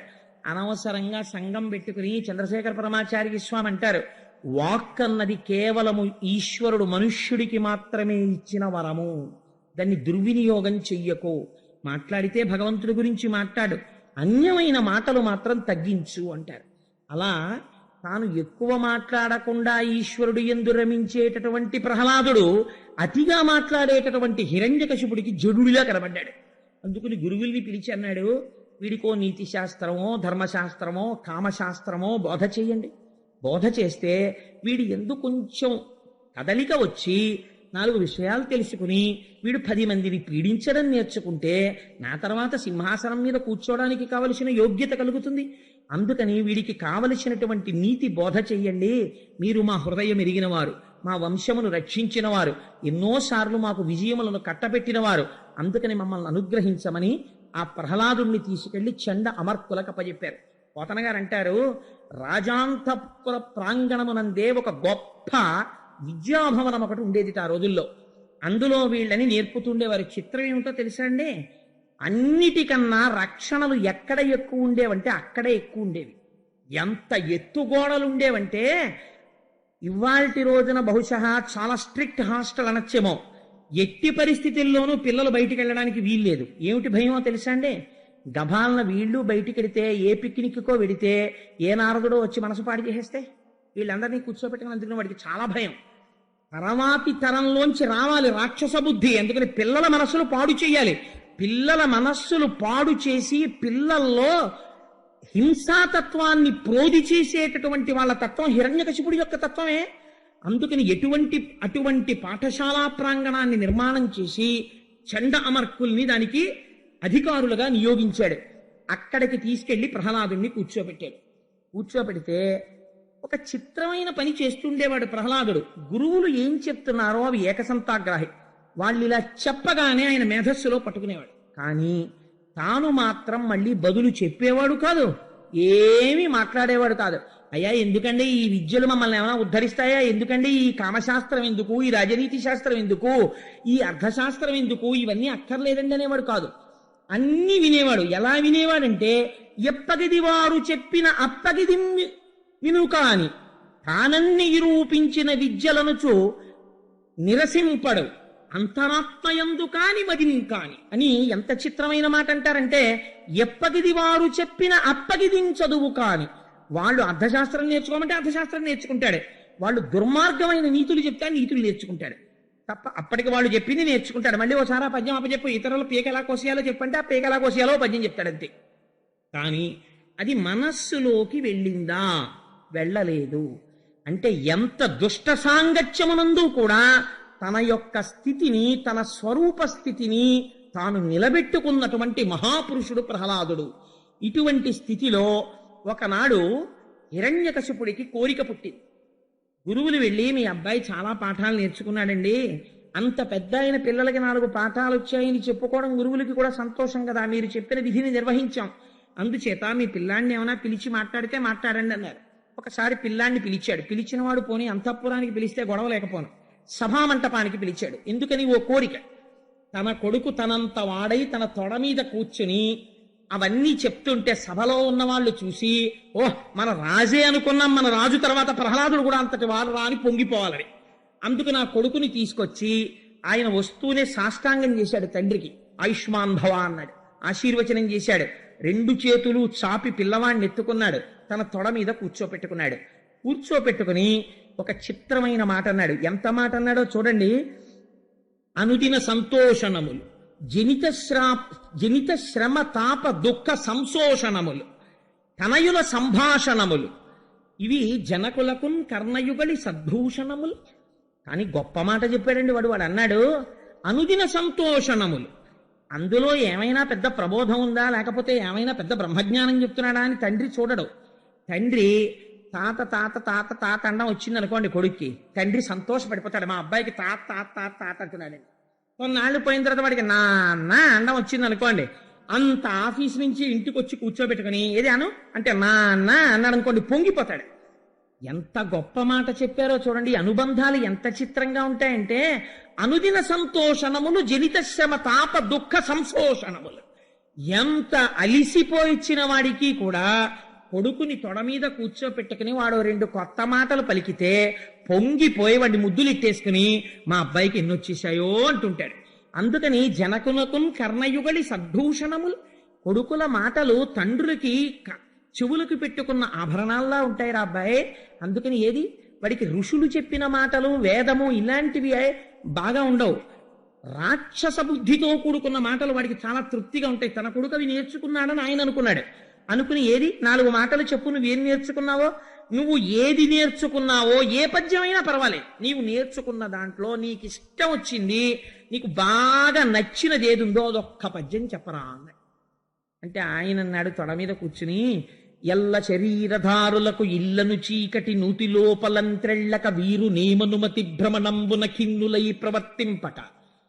నాన్న, ఇప్పుడు హిరణ్యకశిపుడు ఉన్నటువంటి స్థితి అదే. ఎల్ల శరీరధారులకు ఇళ్లను చీకటి నూతి లోపలంత్రెళ్ళక. ప్రతి శరీరధారి కూడా జీవుడు శరీరాన్ని పొంది ఇల్లు అనబడేటటువంటి ఒక చీకటి నూతిలోకి దిగిపోయి ఇంకక్కడి నుంచి నేను మీరు నేను మీరు అన్న భావన పుట్టి అందులోంచి అహంకారము మమకారము, నా వాళ్ళకి మేలు జరగాలి, బయటవాడు ఏమైపోయినా పర్వాలేదు, పూజ మొదలెడుతూనే అవశ్యాన్ని శరీరాన్ని, అందరి డబ్బు నాకే రాని అని పూజ. అందుకని ఏమైంది? ఎల్ల శరీరధారులకు ఇళ్లను చీకటి నూతి లోపలంత్రెళ్ళక వీరు నేమను మతి భ్రమణంబున భిన్నులై ప్రవర్తిల్లక సర్వమున్నాతని దివ్య కళామయమంచు విష్ణునందుల్లము చేర్చితారడవి నుండుట మేలు నిశాచరగ్రని. నేను నా వాళ్ళు అన్న భావన విడిచిపెట్టి జగత్తంతటా ఉన్నది పరబ్రహ్మమే అని గుర్తెరిగితే అటువంటి వాడు ఘోరారణ్యములోకి వెళ్ళి కూర్చున్నా సరే ఉద్ధరింపబడుతున్నాడు. నాన్న, ఇది తెలుసుకోకుండా నేను నాది అన్న భావన పెంచుకున్నవాడు ఎంత ఊరిగడి బొడ్డున కూర్చున్నా అటువంటి వాడి వల్ల వచ్చే ప్రయోజనం ఏదీ లేదు. నాన్న, ఎందుకు వచ్చిన దిక్కుమాలిన రాజ్యం నీకు ఇది? ఏం తెలుసుకుంటున్నావు ఇంత తపస్సు చేసి? అందుకని నువ్వు మార్చుకోవలసినటువంటి పద్ధతి ఉన్నది అని తండ్రితో మాట్లాడుతున్నాడు కనుక అన్యాపదేశంగా మాట్లాడాడు. మాట్లాడితే తెల్లబోయాడు హిరణ్యకశిపుడు. ఏమిట్రా ఈ పద్యం ఏమిటిరా, నేను అడిగింది ఏమిటి, నువ్వు చెప్పింది ఏమిటి అని. ఓన్లే పిల్లాడు కదా, ఇంకా ఫస్ట్ టైం కదా తెచ్చుకుని తొడ మీద కూర్చోబెట్టుకున్నాను, పాపం ఎవరైనా చెప్పారేమో అనుకుని అన్నాడు. నాన్న, నాకున్ చూడగ చోద్యమయ్యడిదిగా నా తండ్రి ఈ బుద్ధితా నీకున్ లోపలతోచనో పరులు దుర్నీతుల్ పఠింపించిరో ఏకాంతంబున భార్గవుల్ పలికిరో ఈదానవ శ్రేణికిన్ వైకుంఠుండు కృతాపరాధుడతని కీర్తింప నీకేటికి అని అడిగాడు. ఎంత చిత్రమైన మాట! ఈయన ఒక ఎక్స్ట్రీమ్, ఒక చివర ప్రహ్లాదుడు, ఒక చివర హిరణ్యకశిపుడు. అన్నీ నా వెంటాడు హిరణ్యకశిపుడు, అన్నీ ఈశ్వరుడు అంటాడు ప్రహ్లాదుడు. ఎంత గొప్ప సంఘర్షణ తీసుకొచ్చి చూపిస్తున్నారో చూడండి. ఆ ఎల్ల శరీరధారులకు ఇల్లని చీకటి నూతి లోపలన్నని ప్రహ్లాదు అంటున్నాడు. ఈయనంటున్నాడు, అయ్యయ్యో అదేమిట్రా అలా అంటావు? నాకు చూడగ చోద్యమయ్యడిదిగా నా తండ్రి ఈ బుద్ధితా నీకు లోపల తోచెనో. నాకు చాలా ఆశ్చర్యంగా ఉందిరా, నువ్వు రాక్షసుడికి జన్మించినటువంటి వాడివి. ఇలాంటి బుద్ధులు నిజంగా నీకే పుట్టాయా? లేకపోతే ఎవరైనా పిల్లలు పక్కకి తీసుకెళ్లి రహస్యంగా నీ చేత చదివిస్తున్నారా? వాడికి అనుమానం దేవతలు ఎవరైనా వచ్చి పిల్లాడి రూపంలో పాఠాలు చెప్పేస్తున్నారేమోనని. ఏకాంతంబున భార్గవుల్ పలికిరో, తన గురువు మీద తనకి నమ్మకం లేదండి, ఇంతకన్నా భ్రష్టత్వం ఉంది. ఏకాంతంబున భార్గవుల్ పలికిరో, గురువుల వంక చూసి కరువమెత్తాడు. ఈ గురువులు నిన్ను చాటుకు తీసుకెళ్లి ఏకాంతంలో ఇలాంటివి ఏమైనా నేర్పుతున్నారా? 10 మందితో కలిపి కూర్చోపెట్టి రాక్షస నీతి నేర్పి ఒక్కడిని తీసుకెళ్లి ఇలాంటి మాటలు ఏమైనా నేర్పుతున్నారా?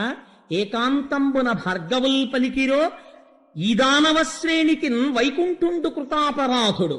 మన రాక్షస జాతికంతటికి అపరాధం చేసిన వాడు శ్రీ మహావిష్ణువు. మీ బాబాయ్ అయినటువంటి హిరణ్యాక్షుణ్ణి సంహరించాడు. అటువంటి వాణ్ణి స్తోత్రం చేశావా? వైకుంఠుండు కృతాపరాధుడతని కీర్తింప నీకేటికి, ఆ విష్ణువుని కీర్తన చేస్తావేమిట్రా? అలా చెయ్యకూడదు అన్నాడు. అని నాన్న, ఇప్పుడు నీకు బాగా అర్థమైందా? నేను చెప్పిన విషయం తెలుసుకున్నావా? మనం ఏం చెయ్యాలో తెలుసా?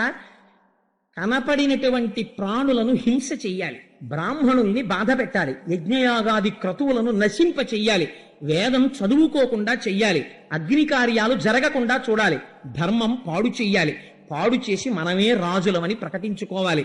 అంతే తప్ప ఇలాంటి మాటలన్నీ చెప్తావేమిట్రా? అలా ఉండకూడదు. ఏది నీకు అర్థమైందా?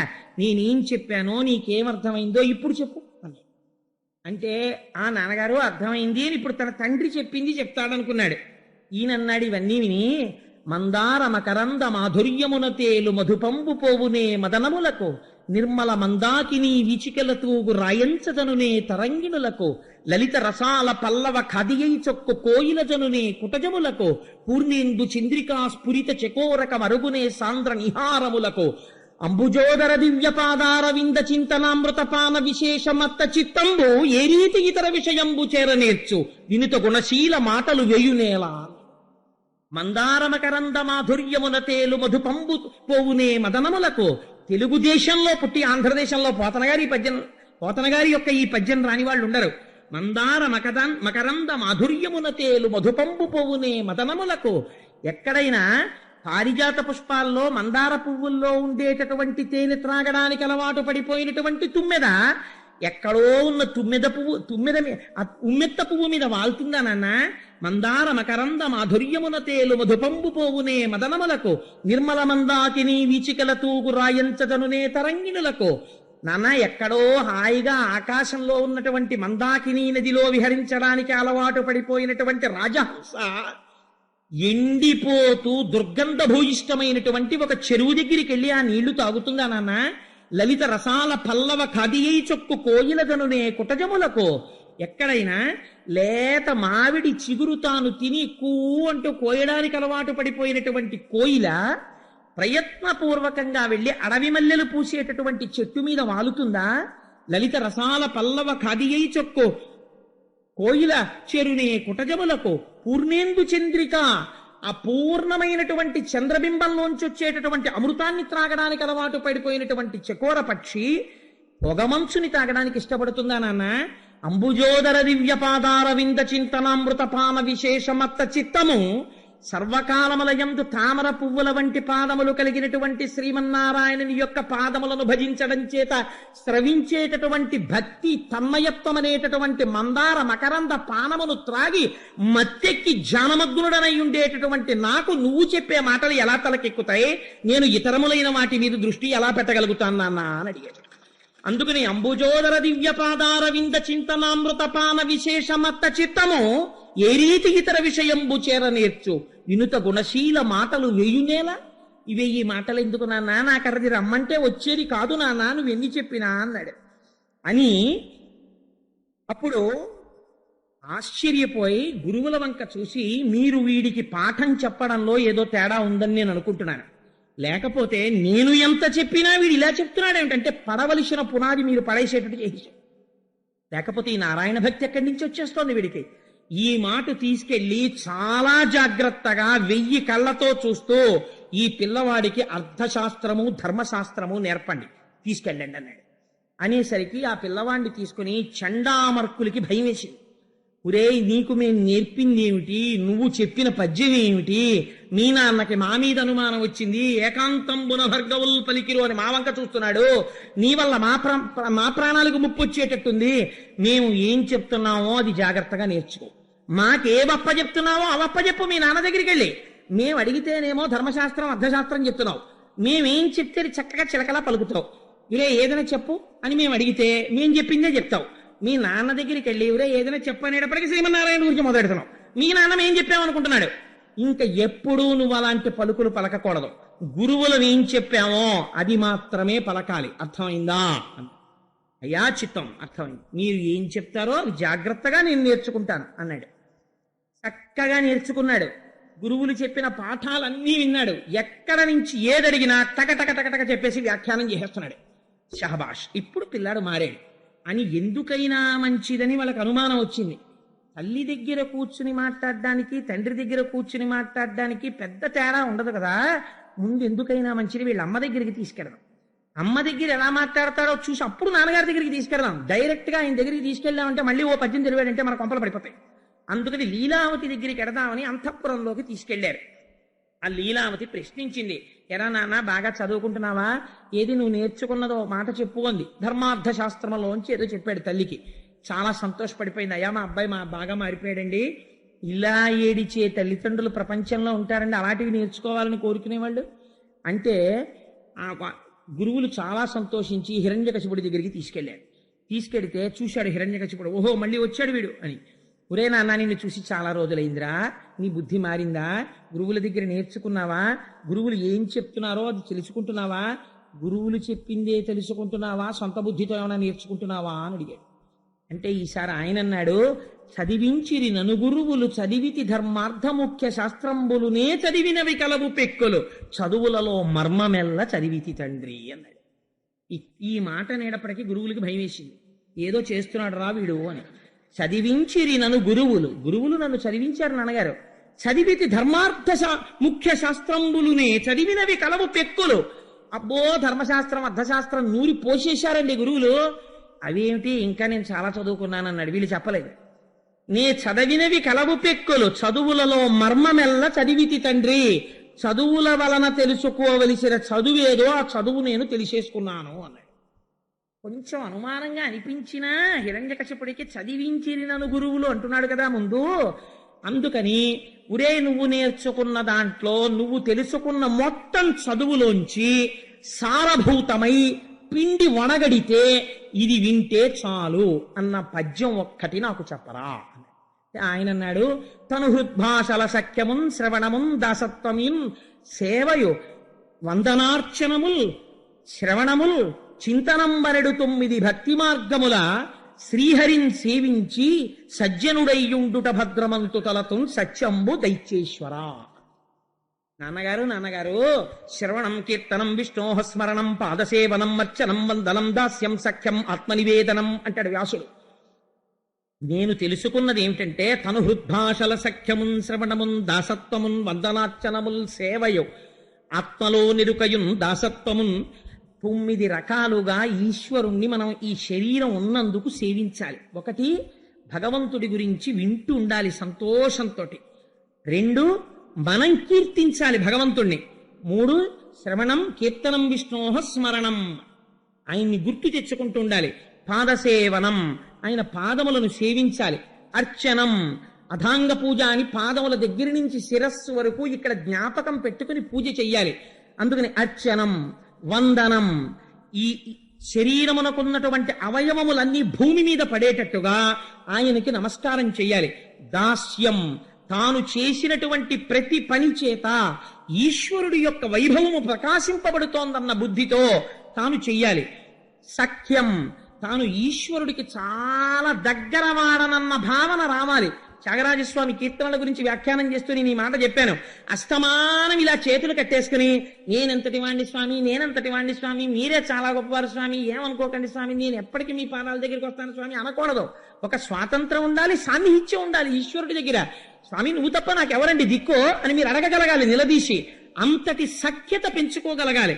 సఖ్యం ఆత్మనివేదనం చిట్ట చివర ఉన్నది ఈశ్వరుడొక్కడే అన్న భావన పెంపొందించుకోగలగాలి, నిర్భయత్వాన్ని పొందగలగాలి.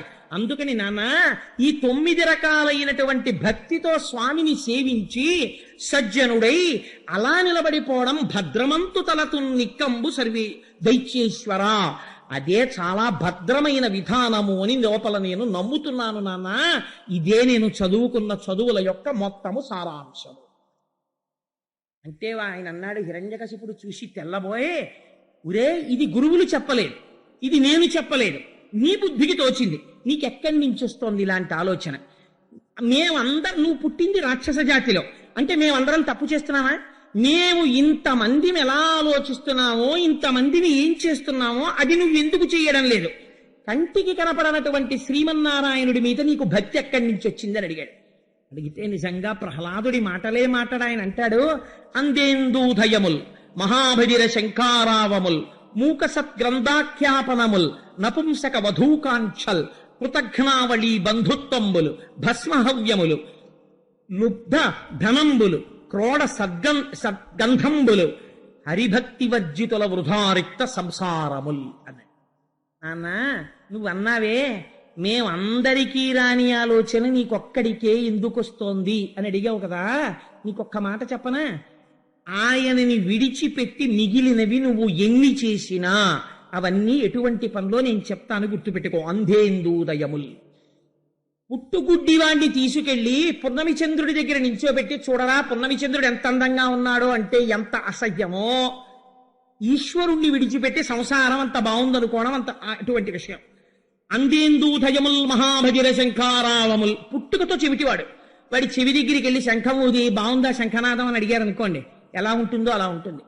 మూక సద్గ్రంథాఖ్యాపనముల్, ఆయన మహాప్రాజ్ఞుడై ఉండొచ్చు, చదువుకున్నవాడు, కానీ పాపం ఈశ్వరానుగ్రహం లేదు, మూగివాడిగా పుట్టాడు.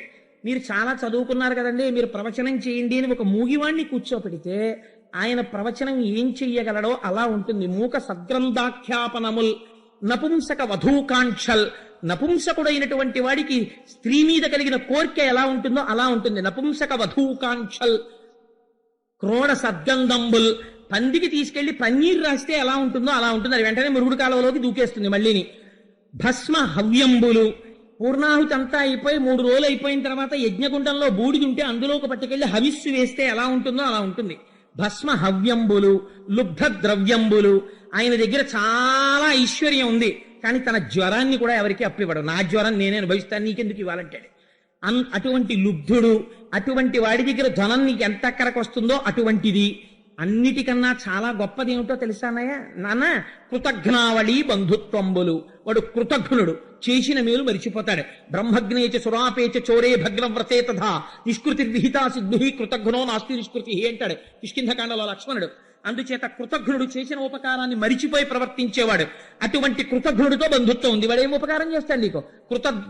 కృతఘ్నావళి బంధుత్వంబులు, ఇవన్నీ ఎలా ఉంటాయో ఒక్క భగవంతుణ్ణి విడిచిపెట్టి మిగిలినవన్నీ పట్టుకోవడం అలా ఉంటుంది నాన్న.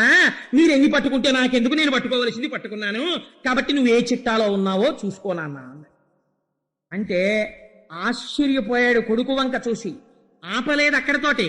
కమలాక్షు నర్చించు కర్రములు కర్రములు శ్రీనాథు వర్ణించు జింహ జింహ సురరక్షకుని చూచు చుట్కులు చుట్కులు శేషసాయికి మ్రొక్కు శిరము శిరము విష్ణునాకర్ణించు వీనులు వీనులు మధువైరిద విలి నమనము మనము భగవంతు వలగొను పదములు పదములు పురుషోత్తముని మీది బుద్ధి బుద్ధి దేవదేవుని చింతించు దినము దినము చక్రహస్తుని ప్రకటించు చదువు చదువు కుంభినీదవు చెప్పెడి గురుడు గురుడు తండ్రి హరిజేరుమని ఎడి తండ్రి తండ్రి.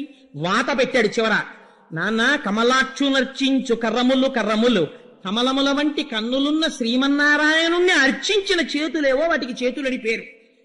కర్రములు కర్రములు శ్రీనాథు వర్ణించు జింహ జింహ, ఆ శ్రీ మహావిష్ణువు గురించి పరవశించిపోయి దవడలు నిప్పెట్టేటట్టుగా స్తోత్రం చెయ్యాలి. అందుకే అంటారు పోతన గారు భాగవతాన్ని ప్రారంభం చేస్తూనే, చేతుల ఆరంగ శివ పూజ చేయడేని నోరు నవ్వంగ హరి కీర్తి నుడువడేని దయయు సత్యంబులోనుగా తలపడేని కలుగ నేటికి తల్లుల కడుపు చేటు అంటారు. శివకేశవ భేదం చూడమని చెప్పలేదు, అర్చన చేసేటప్పుడు ఒక మెట్టు పైన నిలబడి లింగాభిషేకం చేయమన్నారు. స్తోత్రం చేసేటప్పుడు నోరు నెప్పెట్టేటట్టు శ్రీ మహావిష్ణువుని స్తోత్రం చేయమన్నారు. రెండూ ఒక్కటే అన్న భావనతో తరించి పొమ్మని చెప్పింది శాస్త్రం. అందుచేత నాన్న ఆ శేషసాయికి మొక్కని శిరము శిరమా నాన్న, ఆ మహానుభావుడి గురించి కీర్తనము చెయ్యనటువంటి నోరు నోరా, ఆయనకి ప్రదక్షిణం చెయ్యని కాళ్ళు కాళ్ళ, ఆయనని లోపల ధ్యానం చెయ్యని మనస్సు మనస్సా, ఆయన గురించి చెప్పని గురువు గురువా, ఆయన్ని చేరుకోరా అని చెప్పలేని తండ్రి తండ్రి నాన్న అన్నాడు. అంటే ఇప్పుడు ఏమనుకోవాలి హిరణ్యకశిపుడు అని అన్నాడు. నాన్న నీకు ఇంకొక మాట చెప్తాను. కంజాక్షునకు కాని కాయంబు కాయమే పవన గుంభిత చర్మ భస్త్రికాక వైకుంఠు పొగడ నివక్త్రంబు వక్త్రమే ఢమఢమధ్వనితోడి ఢక్కగాగా కమలేషు చూడని కన్నులు కన్నులే తనుకుజ్జాల రంధ్రములు కాక చక్రిచింతలేని జన్మంబు జన్మమే తరల సలిలనుద్భుతంబుగాక విష్ణుభక్తి లేని విభుదుండు విభుదుడే పాదయుగముతోడి పశువుగాక అన్నాడు. కంజాక్షునకు కాని కాయంబు కాయమే పవన గుంభిత చర్మ భస్త్రికాక. ఈశ్వరుడు ఎంతటి మహోదారుడంటే మహానుభావుడు. అందుకే విశ్వకర్మ మనుస్పష్టాస్తవిష్టస్తవిరోత్ప్రభ. ఆయన నిర్మించిన ఈ శరీరం ఎంత గొప్పది, ఆయన ఆజ్ఞ ఎంత గొప్పది.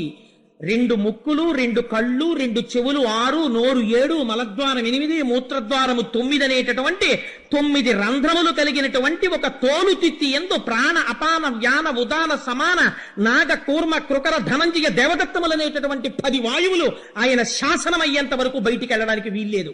అలా నిక్షేపించి నడిపిస్తున్నటువంటి పరమాత్మని తలుచుకోనటువంటి వాడు కంజాక్షునకుగా నికాయంబు కాయమే పవన గుంభిత చర్మ భస్త్రికాక.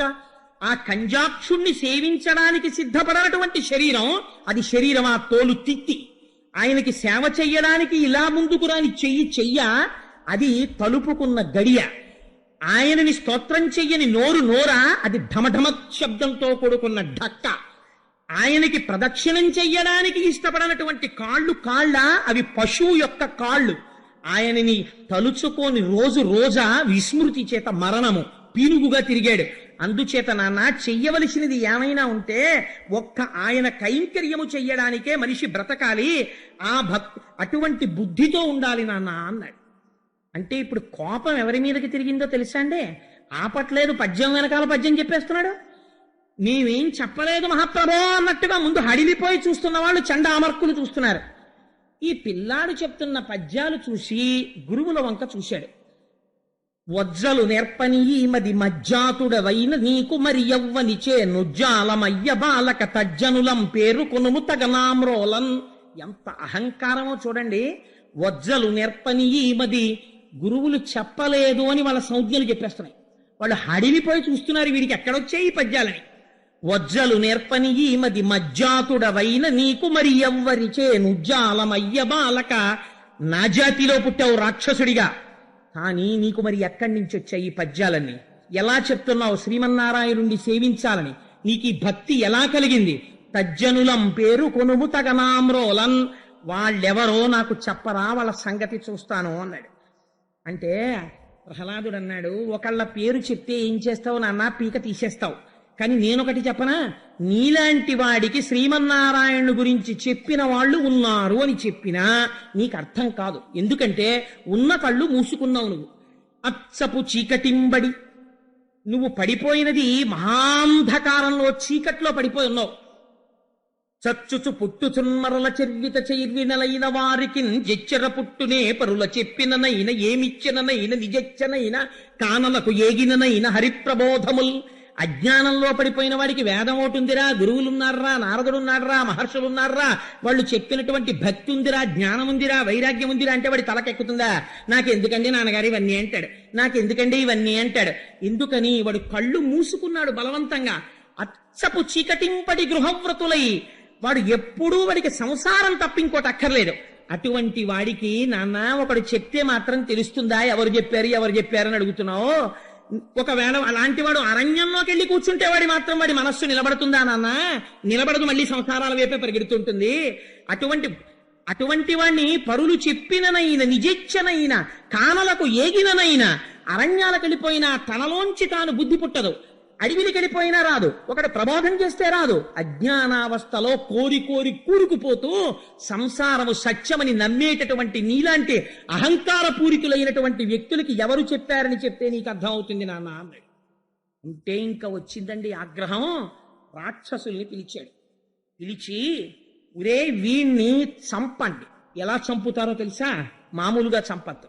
వీణ్ణి తీసుకెళ్లి మంచులో నిలబెట్టండి. కొన్నాళ్ళు అన్నం ఇవ్వడం మానేయండి. ఆ తర్వాత వీడి నవరంధ్రములు మూసేసేయండి. వీడు ఊపిరి కోసం గిలగిల కొట్టుకుంటాడు. వీడి మీద ఆభిచారిక ప్రయోగాలు చెయ్యండి. ఆ తర్వాత నేను నా మాయలు చూపెట్టి భయపడతాను. భయంకరంగా అందరూ కలిసి కొట్టండి. మరుగుతున్న నూనెలో తొయ్యండి. పర్వత శిఖరాల నుంచి కింద తొయ్యండి. ఏనుగులతో తొక్కించండి. సముద్రంలో పారేయండి. ఆఖరణ చచ్చిపోయాడని తీసుకొచ్చి నాకు ఆ శవాన్ని చూపించాడు. ఒక తండ్రి కొడుకు మీద ఇలా అనడమా భగవద్భక్తి కన్నాడు ధర్మరాజు గారు. ఇది అంటే ఈశ్వరుడి మాయ అలా ఉంటుందిరా. భగవంతుడి గురించి తెలుసుకుని భక్తిలో ఉన్నవాడు రమించిపోతుంటాడు. ఎంతసేపు నేను నాది అన్నవాడు క్రౌర్యంతో విర్రవీగిపోతుంటాడు. ఎవడి పతనాన్ని వాడు తెచ్చుకుంటున్నాడు. ఎదర వచ్చినటువంటి విషయాన్ని విను అన్నారు. అని ఆయన అన్నారు, తన్ను నిశాచరుల్ పడవ దైత్య కుమారుడు మాటి మాటి కోపన్నగ సాయివో ధనుజభంజనవో జగదీశవో సర్వాపన్న శరణ్యాంచు నుతించు కాని తా కన్నుల నీరుతాడు భయకంప సమేతుడు కడుభూవరా. చాలా ఆశ్చర్యకరమైన విషయం ఏంటంటే, మనకి రిఫ్లెక్స్ యాక్షన్ అని ఒకటి ఉంటుంది. ఓ మనిషిని ఎదురుగుండా నిలబెట్టి శూలంతో ఇలా పొడి చేస్తున్నారు అనుకోండి. వాడు నేను ఎంత శరీరమును కాదు, నేను ఆత్మ అన్న భావనతో ఉన్నా శరీరమును రక్షించుకోవడానికి బహుశः ఇలా చేతులు అడ్డు పెట్టడమో ఏదో చేస్తాడు. శరీరంలో అంతర్భాగం కాదేమిటి చేతులు, కానీ చెయ్యి అడ్డు పెడతాడు గభాలన. ఆశ్చర్యం ఏమిటంటే, తన్ను నిశాచరులు పొడవా శూలం పెట్టి ఒక్కొక్క పోటు పొడి చేస్తుంటే, పర్వత శిఖరాల నుంచి కింద బారేస్తుంటే, సముద్రంలోకి విసిరేస్తుంటే, కింద పడేసి ఏనుగుల్ని తీసుకొస్తుంటే, హిరణ్యకశిపుడు భయంకరమైన మాయారూపాన్ని చూపిస్తుంటే, ఈయననేవట మనస్సులో తన్ను నిశాచరుల్ పొడవ దైత్య కుమారుడు మాటి మాటి కోపన్నగ సాయి ఓ ధనుజభంజన ఓ జగదీశ ఓ సర్వాపన్న శరణ్య ఓ అఖిల పావన యంచు నుతించు కాని తా కన్నుల నీరుతాడు భయకంప సమేతుడు కడుభూవర. అలా పొడి చేయడానికి వచ్చేస్తున్న వాళ్ళల్లో, శూలంలో, రాక్షసుల్లో, తండ్రిలో, అందరిలో, అంతటా, సముద్రంలో, పర్వతంలో, పర్వత శిఖరంలో, కింద పడిపోతున్నప్పుడు ఒంటికి తగులుతున్న వాయువులో, కింద పడిపోతున్న భూమిలో, అంతటా శ్రీమన్నారాయణుణ్ణి చూసి పొంగిపోతుంటే గుప్త రూపంలో స్వామి లక్ష్మీ సహితుడై వచ్చి ఆయన్ని పట్టుకుంటున్నాడు. ఇంతమంది కలిసి కుమ్మితే ఒళ్ళు నిప్పెట్టదు, చెమట పట్టదు, ఎముకలు విరగవు, ఏమీ జరగవు. ఈశ్వరుణ్ణి నమ్ముకున్న వాడికి లోటు ఎక్కడి నుంచి ఉంటుందండి?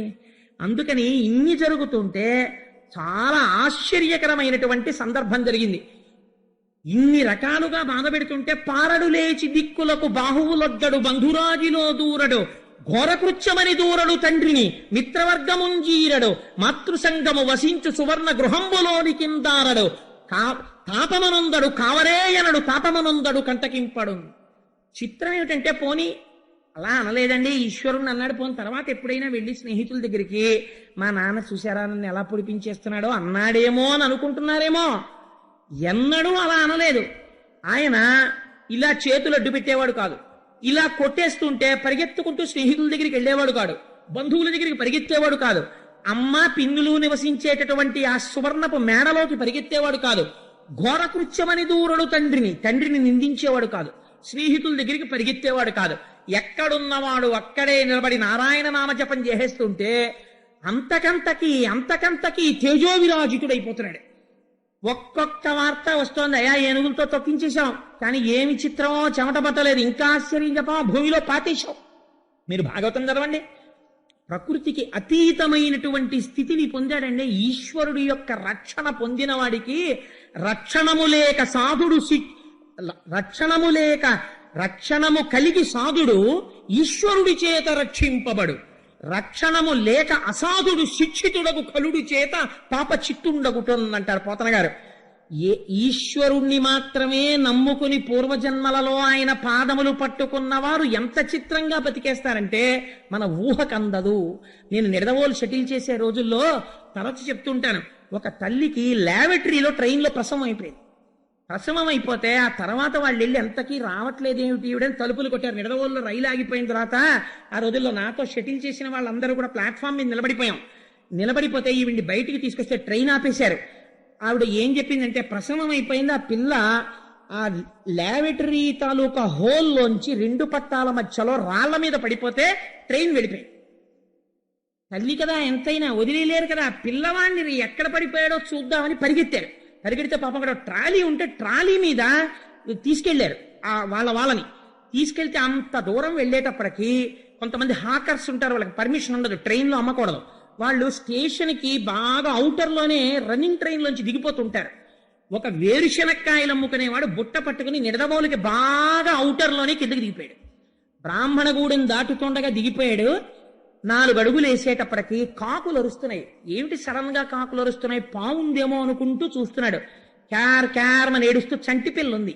ఆ పిల్లకేం తెలుసు, రైలు వెళ్ళిపోయింది. ఇంతే పిల్ల, తగలలేదేమి, రైలు వెళ్ళిపోయింది. ఆ పిల్లని తీసి వేరుశనక్కాయల బుట్టలో పెట్టుకుని నిడదవోలు స్టేషన్కి ఎదురొచ్చాడు. ఈ పిల్లని తీసుకొచ్చి తల్లికి అప్పచెప్తే, నిజంగా ఆ రోజున మీరు నమ్మండి నమ్మకపోండి, మా జీవితంలో ఏదో అవుట్ ఆఫ్ టర్న్ ప్రమోషన్ వచ్చేసి మమ్మల్ని SRM పోస్ట్లో వేసేస్తే ఎంత ఆనందపడిపోతామో అంత ఆనందపడిపోయాం. ఎందువల్ల అంటే, ఆ బిడ్డ ఏమిటి, ఎక్కడో పడిపోవడం ఏమిటి, తల్లికి దక్కడం ఏమిటి, ఏం ఆశ్చర్యం నిజంగా. ఇప్పుడు చెప్పండి, ఈశ్వరుని యొక్క అనుగ్రహం ఉన్నవాడు ఎందుకు రక్షింపబడడు? మీకు చెప్పి రక్షించాలా? ఇలా ఉంటుందంటే మోడసాపరండి, ఇలా ఉండి రక్షిస్తానంటే మీకు చెప్పాలా? మీకు కావలసింది రక్షణ అంతే. ఆయన తలుచుకున్న నాడు పంచభూతములు ఆయన ఎందుకు రక్షించలేడు? రక్షించగలడు. అందుచేత ప్రహ్లాదుణ్ణి ఆయన రక్షించుకున్నాడు, తనవాడైన కారణం చేత, తన యందు భక్తి కలిగిన వాడైన కారణం చేత. అయితే ఆశ్చర్యకరమైన విషయం ఏమిటో తెలుసా అండి? ఏడుస్తున్నవాడు ఒకడు ఉన్నాడు, తల పట్టుకుని నిద్ర లేకుండా రాత్రింబవళ్ళు దీనవదనంతో కూర్చుని ఉన్నట్ట. ధర్మరాజు గారైతే ఈ ఘట్టం విని తెల్లబోయాడండి. పోతన గారు అంటారు, ముంచితి వార్తులం గదల మొత్తితి శైల తటంబులందు ద్రొబ్బించితి, శత్రరాజి పొడిపించితి మీద నిభేంద్ర పంక్తి రొప్పించితి, ధిక్కరించితి శపించితి ఘోర దవగ్నులందు త్రోయించితి, పెక్కుపట్లు నలగించితి, చావడిదేమి చిత్రము. వాడు ఎందుకు బెంగెట్టుకున్నాడంటే, మాట్లాడరా అంటే నారాయణ అంటాడు. కొంచెం చంపి అవతల పారేద్దామంటే చంపడానికి ఎన్నున్నాయో అన్నింటితోటి ప్రయోగించాడు, చచ్చిపోడు. పోని చచ్చిపోడు నీరసపడతాడా అంటే, నేను ఎన్ని రకాలుగా ప్రయత్నిస్తే అంత తేజాన్ని పొందుతున్నాడు. వీడు మందేసుకున్నాడా ఏమైనా అంటే, ఏమైనా ఉపాసన చేశాడా అంటే, వీడు నా వాళ్ళ ఖైదులో ఉన్నాడు. అసలు వీడు చచ్చిపోతాడా అని బెంగెట్టుకున్నాడు తండ్రి. ఎంత చిత్రమో చూడండి. ఇప్పుడు మళ్ళీ గురువులు చూశారు, అయ్యయ్యో అంత బెంగెట్టుకోకయ్యా, ఎలా చచ్చిపోతాడా కొడుకని, సావుతో సమానమైన మందు ఒకటి మా దగ్గర ఉంది, అది వేసేస్తాను తీసుకెళ్ళి. అప్పుడు వీడు చచ్చిపోయిన వాడితో సమానం అయిపోతాడు. ఏమిటో తెలుసా? ఈ పిల్లవాడికి కొద్దిగా వయస్సు వస్తోంది కాబట్టి చాలా గొప్పగా రకరకాలుగా కామశాస్త్రాన్ని బోధ చేసేస్తాం. చేసేస్తే వీడు భ్రష్టుడైపోతాడు, సంసారమునందు అనురక్తి కలుగుతుంది అని తీసుకుని మళ్ళీ ఆ పిల్లవాడిని గురువులు తీసుకెళ్ళి ఆయనకి శాస్త్రబోధ ప్రారంభించారు. పరమ సంతోషంగా కూర్చుని చక్కగా నేర్చుకుంటున్నాడు. అని ఏది చెప్పు అంటే చక్కగా చెప్తున్నాడు. ఒక రోజున గురువులందరూ కలిసి ఏదో అనుష్ఠానం చేసుకుందామని గృహ కార్యములను నిర్వర్తించటం కొరకు అన్నారు పోతన గారు. వాళ్ళకి ఇంటి పనులు ఉండవేమిటండి మరి, అందుకని ఇంటి పనుల కోసమని లోపలికి వెళ్ళారు. వెళ్ళగానే ఈయన పిల్లలందరినీ పిలిచి ఒక మాట చెప్పాడు, వీరే ఈ ఆటలు ఎంతకాలం ఆడతారు, కానీ నేను మీకు విషయం చెప్తాను, మీ అందరూ కూర్చోండి అన్నాడు. మనకి ఆయుర్దాయం 100 సంవత్సరాలు. 100 సంవత్సరాలలో మనం రాత్రి అయితే నిద్రపోతాం కాబట్టి 50 ఏళ్ళు నిద్రలో పోతుంది, 20 ఏళ్ళు శిశువుగా పోతుంది, బాల్యంలో పోతుంది, ఇంకా మిగిలేది 30 ఏళ్ళు. ఆ 30 ఏళ్లలో మన కోరికలన్నీ అక్కర్లేని విషయాలన్నిటికీ తగులుకుని అరిషడ్వారగాలకి లొంగిపోతాయి. కామక్రోధ లోభ మద మోహ మాత్సర్యములు పట్టుకుంటాయి. పట్టుకుని పతనం అయిపోయి అక్కర్లేని బంధనాలన్నీ పెంచేసుకుని నా భార్య, నా బిడ్డలు, నా బంధువులు, నా స్నేహితులు అని పట్టుపురుగు తన గూడు తాను నిర్మించుకుని ఆ గూటిలో తానే మరణించినట్టు మనమే ఈ బంధనాలన్నీ పెంచేసుకుని ఎన్ని జన్మలెత్తామోరా. నా మాట వినండి, నాకు ఈ పంచభూతములను 3 గుణములను 27 తత్వములను నిర్మించి మాయ చేత ఈశ్వర దర్శనము కాకుండా కప్పి ఉంచిన వాడు పరమాత్మ. బంగారు గనులను తవ్వినప్పుడు బంగారం దొరకదు. అందులో ఏం దొరుకుతుందంటే బంగారముతో కలిసిన ధూళి దొరుకుతుంది.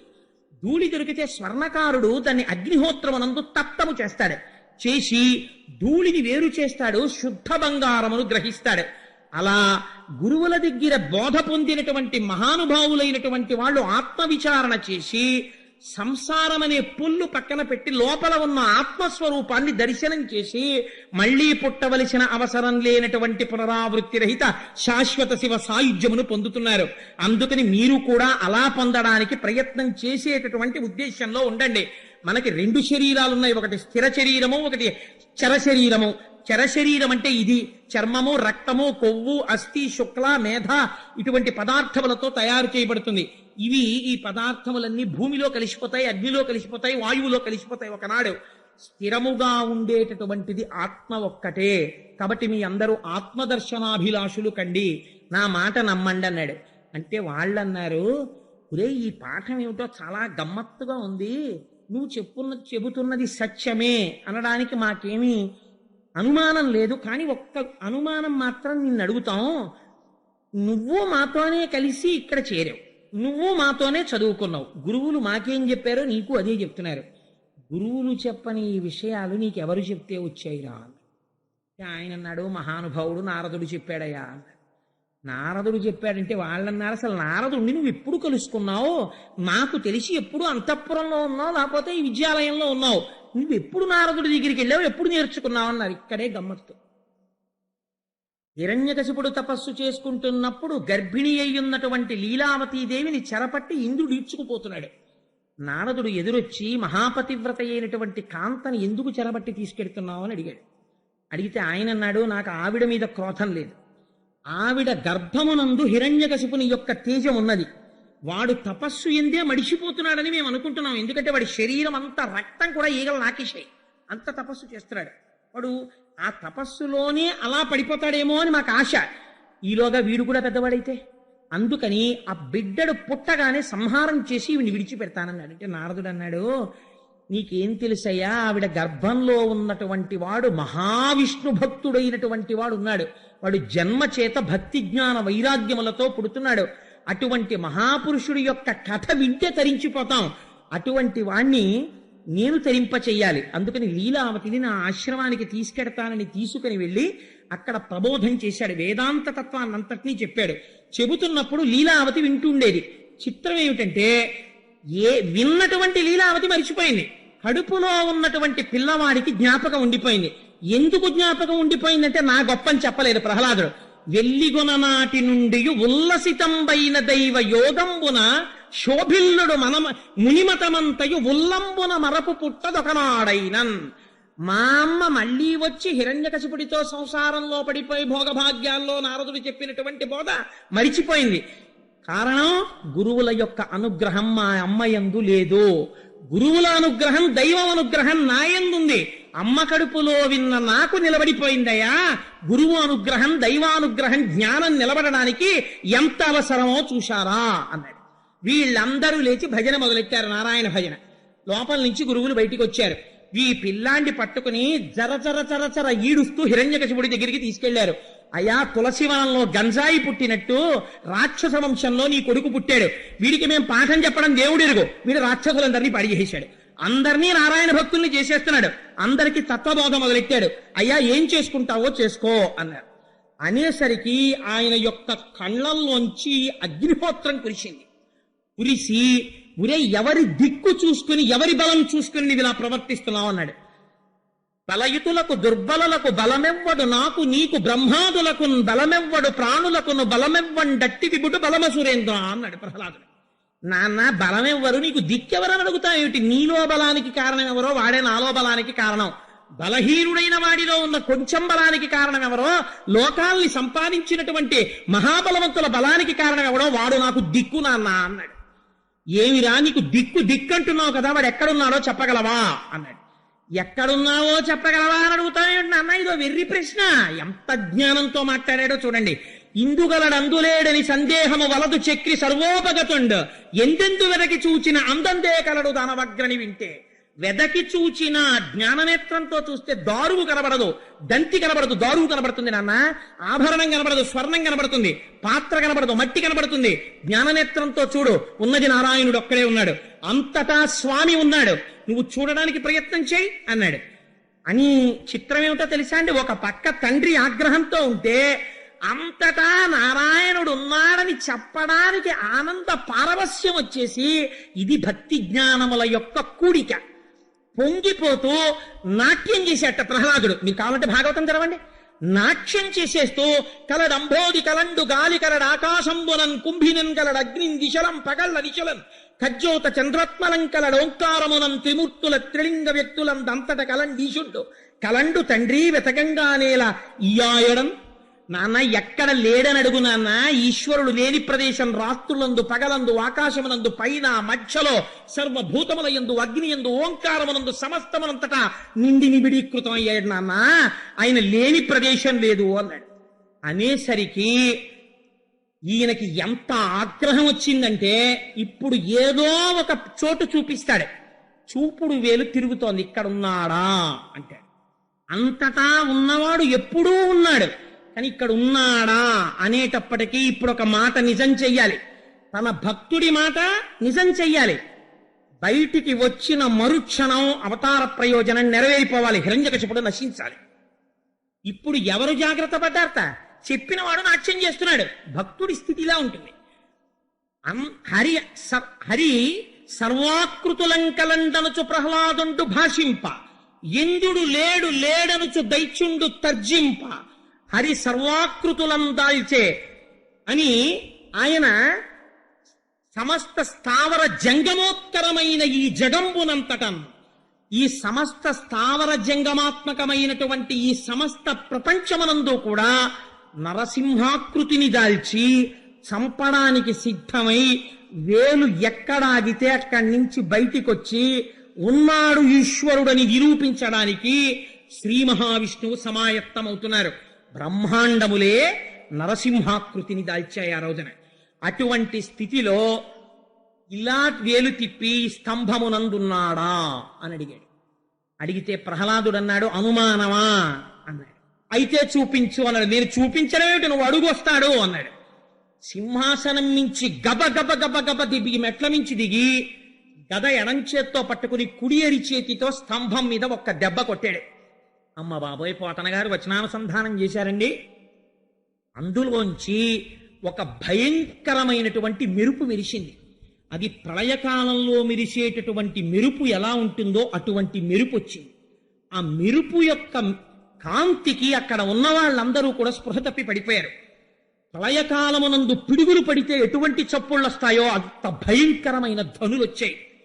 మహానుభావుడు అపారమైన తేజోవంతమైన పాదములతో, పాదములకు అలంకరింపబడినటువంటి మణిమంజీరములతో, బలిష్టమైన తొడలతో, గుండ్రని పిక్కలతో అలంకరింపబడిన పట్టు పీతాంబరంతో, దాని మీద పెట్టబడినటువంటి మొలనూలుతో, మొలనూలులోంచి వస్తున్నటువంటి చిరుగంటల సవ్వడితో, పిడికిటితో పట్టుకోవడానికి వీలైన సన్నని నడుముతో, గుండ్రంగా తిరిగి లోపలికి వెళ్ళినటువంటి నాభితో, కఠినమైన శిల వంటి విశాలమైన వక్షస్థలంతో, అనంతమైన బాహువులతో, శంఖ చక్ర గద పద్మ తోరణములను గండ్రగొడ్డలిని పట్టుకున్నవాడై, చక్కటి పొడుచుకొచ్చినటువంటి చుబుకంతో, గాలికి అల్లల్లాడుతున్నటువంటి నవపల్లవం ఎలా ఉంటుందో అటువంటి ఎర్రటి అదురుతున్న రోషముతో కూడిన పెదవితో, ముత్యాల వంటి దంతపంక్తితో, మందర పర్వత గుహ ఎలా ఉంటుందో అటువంటి నోటితో, నాసికారంధ్రములతో, తూర్పు కొండ మీద ప్రకాశిస్తున్నటువంటి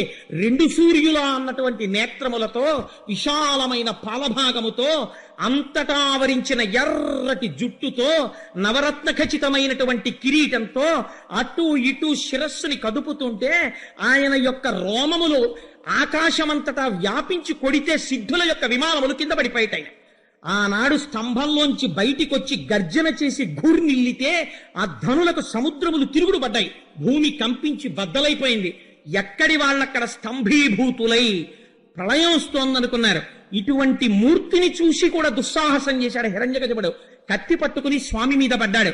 పడితే గాలిన్ కుంభిని అగ్నియంబువల ఆకాశస్థలిన్ దిక్కులన్ రేలన్ ఘస్రములన్ తమ ప్రభల భూరిగ్రాహ వ్యాళాదిత్య నరాది జంతు కలహ వ్యాప్తిన్ సమస్త్రాస్త్ర శస్త్రాలిన్ మృత్యువులేని జీవనము లోకాధీశ ఇప్పించవే. ఇంటి పెద్ద చతుర్ముఖ బ్రహ్మగారి మాట నిజం చెయ్యాలి.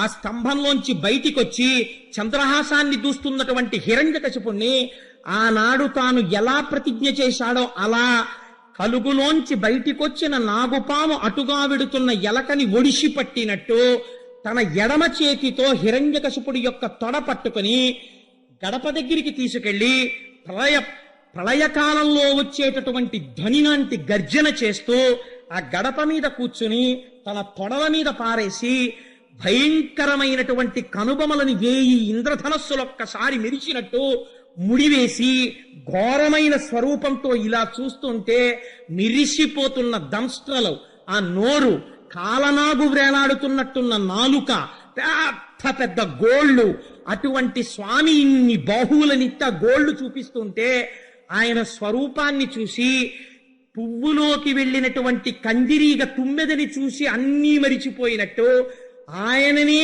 చూసి కాళ్ళు చేతులు వేలాడేసి ఆయనకి లొంగిపోతే ఆగ్రహంతో తన భక్తుణ్ణి ఇన్ని కష్టాలు పెట్టాడన్న క్రోధంతో మాట తప్పకుండా ఇంట్లో కాదు, బయట కాదు, గడప మీద, ఆకాశంలో కాదు, భూమి మీద కాదు, తొడల మీద, అస్త్రము కాదు, శస్త్రము కాదు, ప్రాణమున్నది కాదు, ప్రాణము లేనిది కాదు, గోళ్ల చేత, కింద కాదు, పైన కాదు, తొడల మీద, మనిషి కాదు, జంతువు కాదు, నరసింహావతారంతో భయంకరమైన స్వరూపంతో విశేషమైనటువంటి క్రౌర్యంతో ఆ గోళ్లని పొట్టలోకి దింపి భేదించి ఆనాడు భూమిని తవ్వడానికి తౌగోలు ఎలా వాడతారో ఆ గోళ్లను అలా వాడి హృదయాన్ని పట్టుకుని పైకి తీసి గండ్రగొడ్డలి పెట్టి ఉడప్పంజరాన్ని బద్దలగొట్టి హృదయ క్షేత్రాన్ని చేతిలో పట్టుకుని గుండ కింద నలిపేసి చేతిలో కొడవళ్లు పట్టుకున్నట్టు ఆ కండలు తింపి ముక్కలు చేసి తుంపి అవతల పారేసి నెత్తురు తీసి దోషిళ్లతో నోట పోసుకుని ప్రేగులు తీసి మెడ వేసుకుని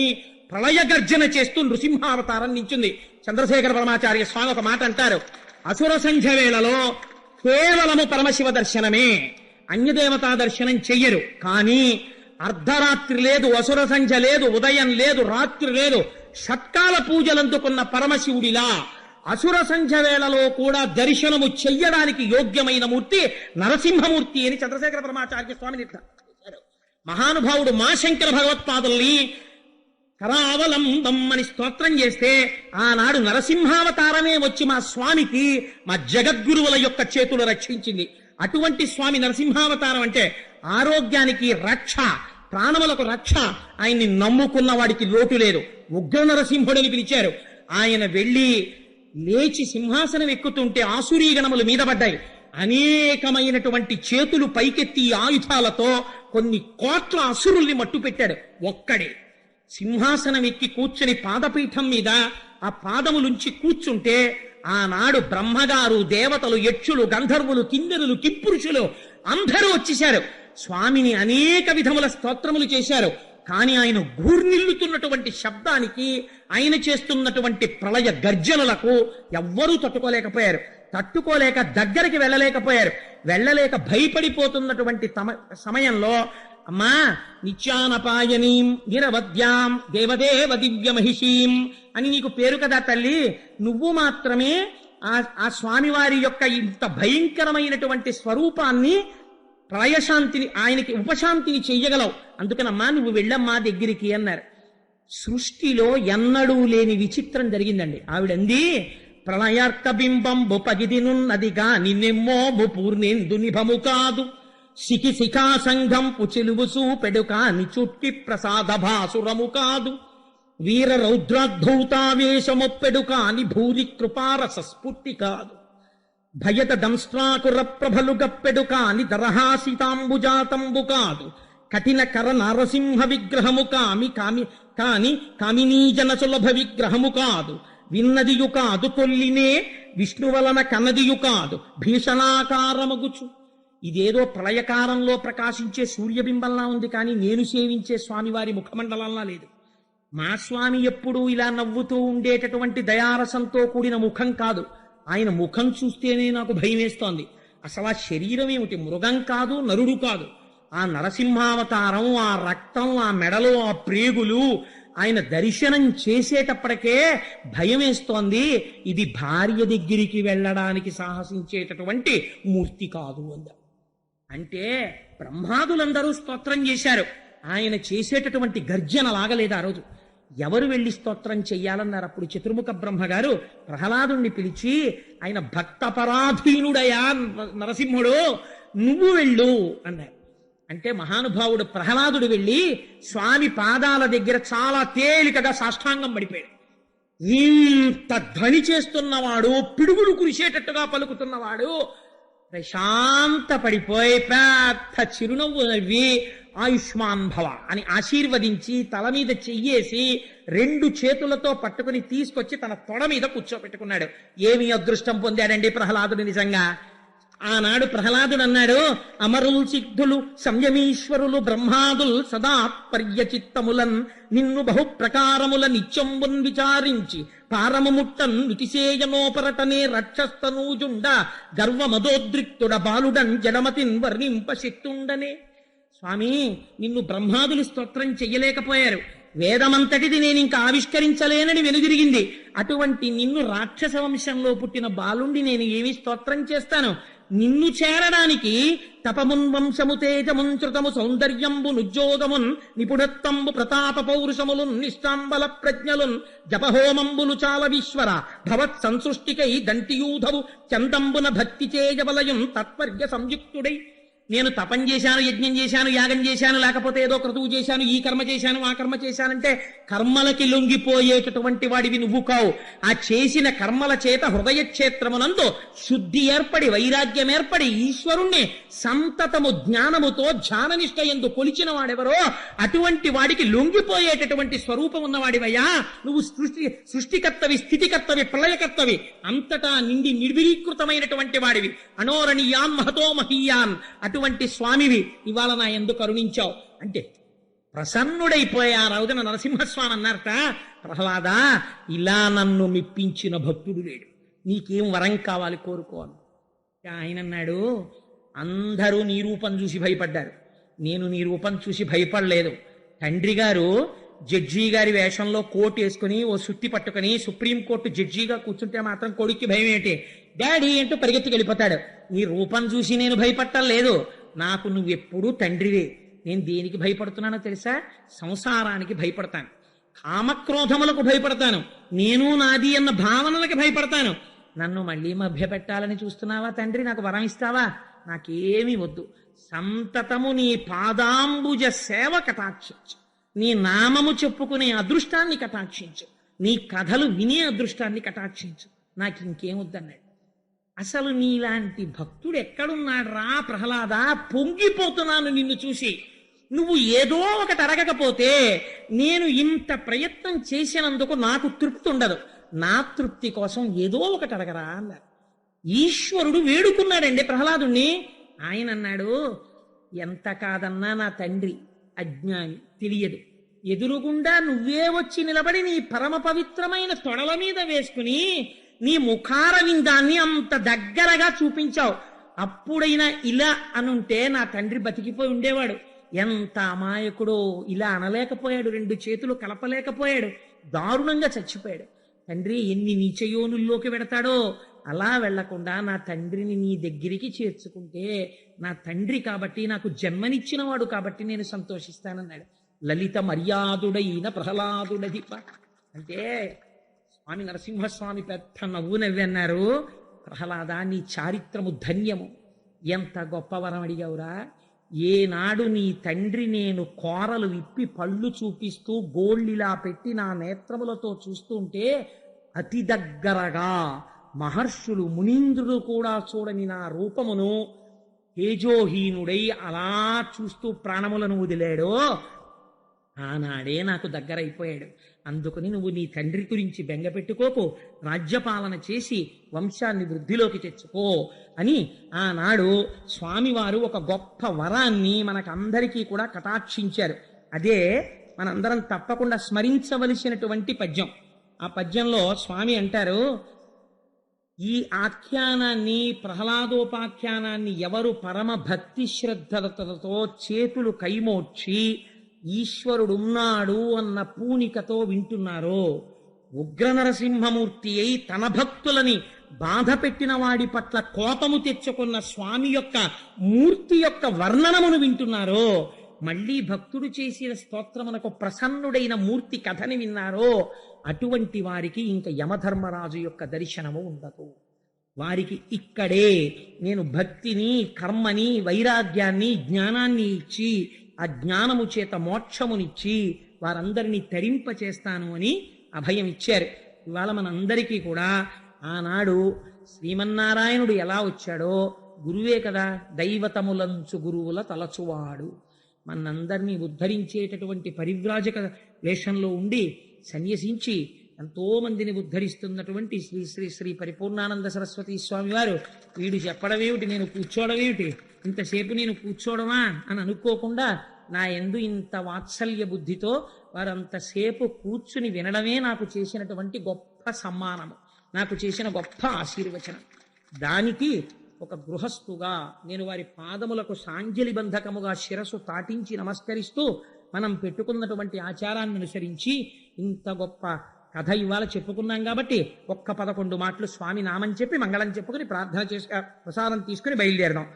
మీరందరూ కూడా గోవిందా హరి గోవిందా, గోకులనందన గోవిందా అందరూ గాని గోకులనందన గోవిందా. స్వామి పొంగిపోవాలమ్మా మన ఆర్తి విని. అంతటి స్వరూపంతో వచ్చాడు, ఇంత మెల్లటి కంఠాలతోట అనడం ఎంత ఉత్తేజంతో అనాలి. శేషసాయివి గోవిందా, అది అనవలసిన తీరు. ఆనందరూప గోవిందా, సాలగ్రామధర గోవిందా,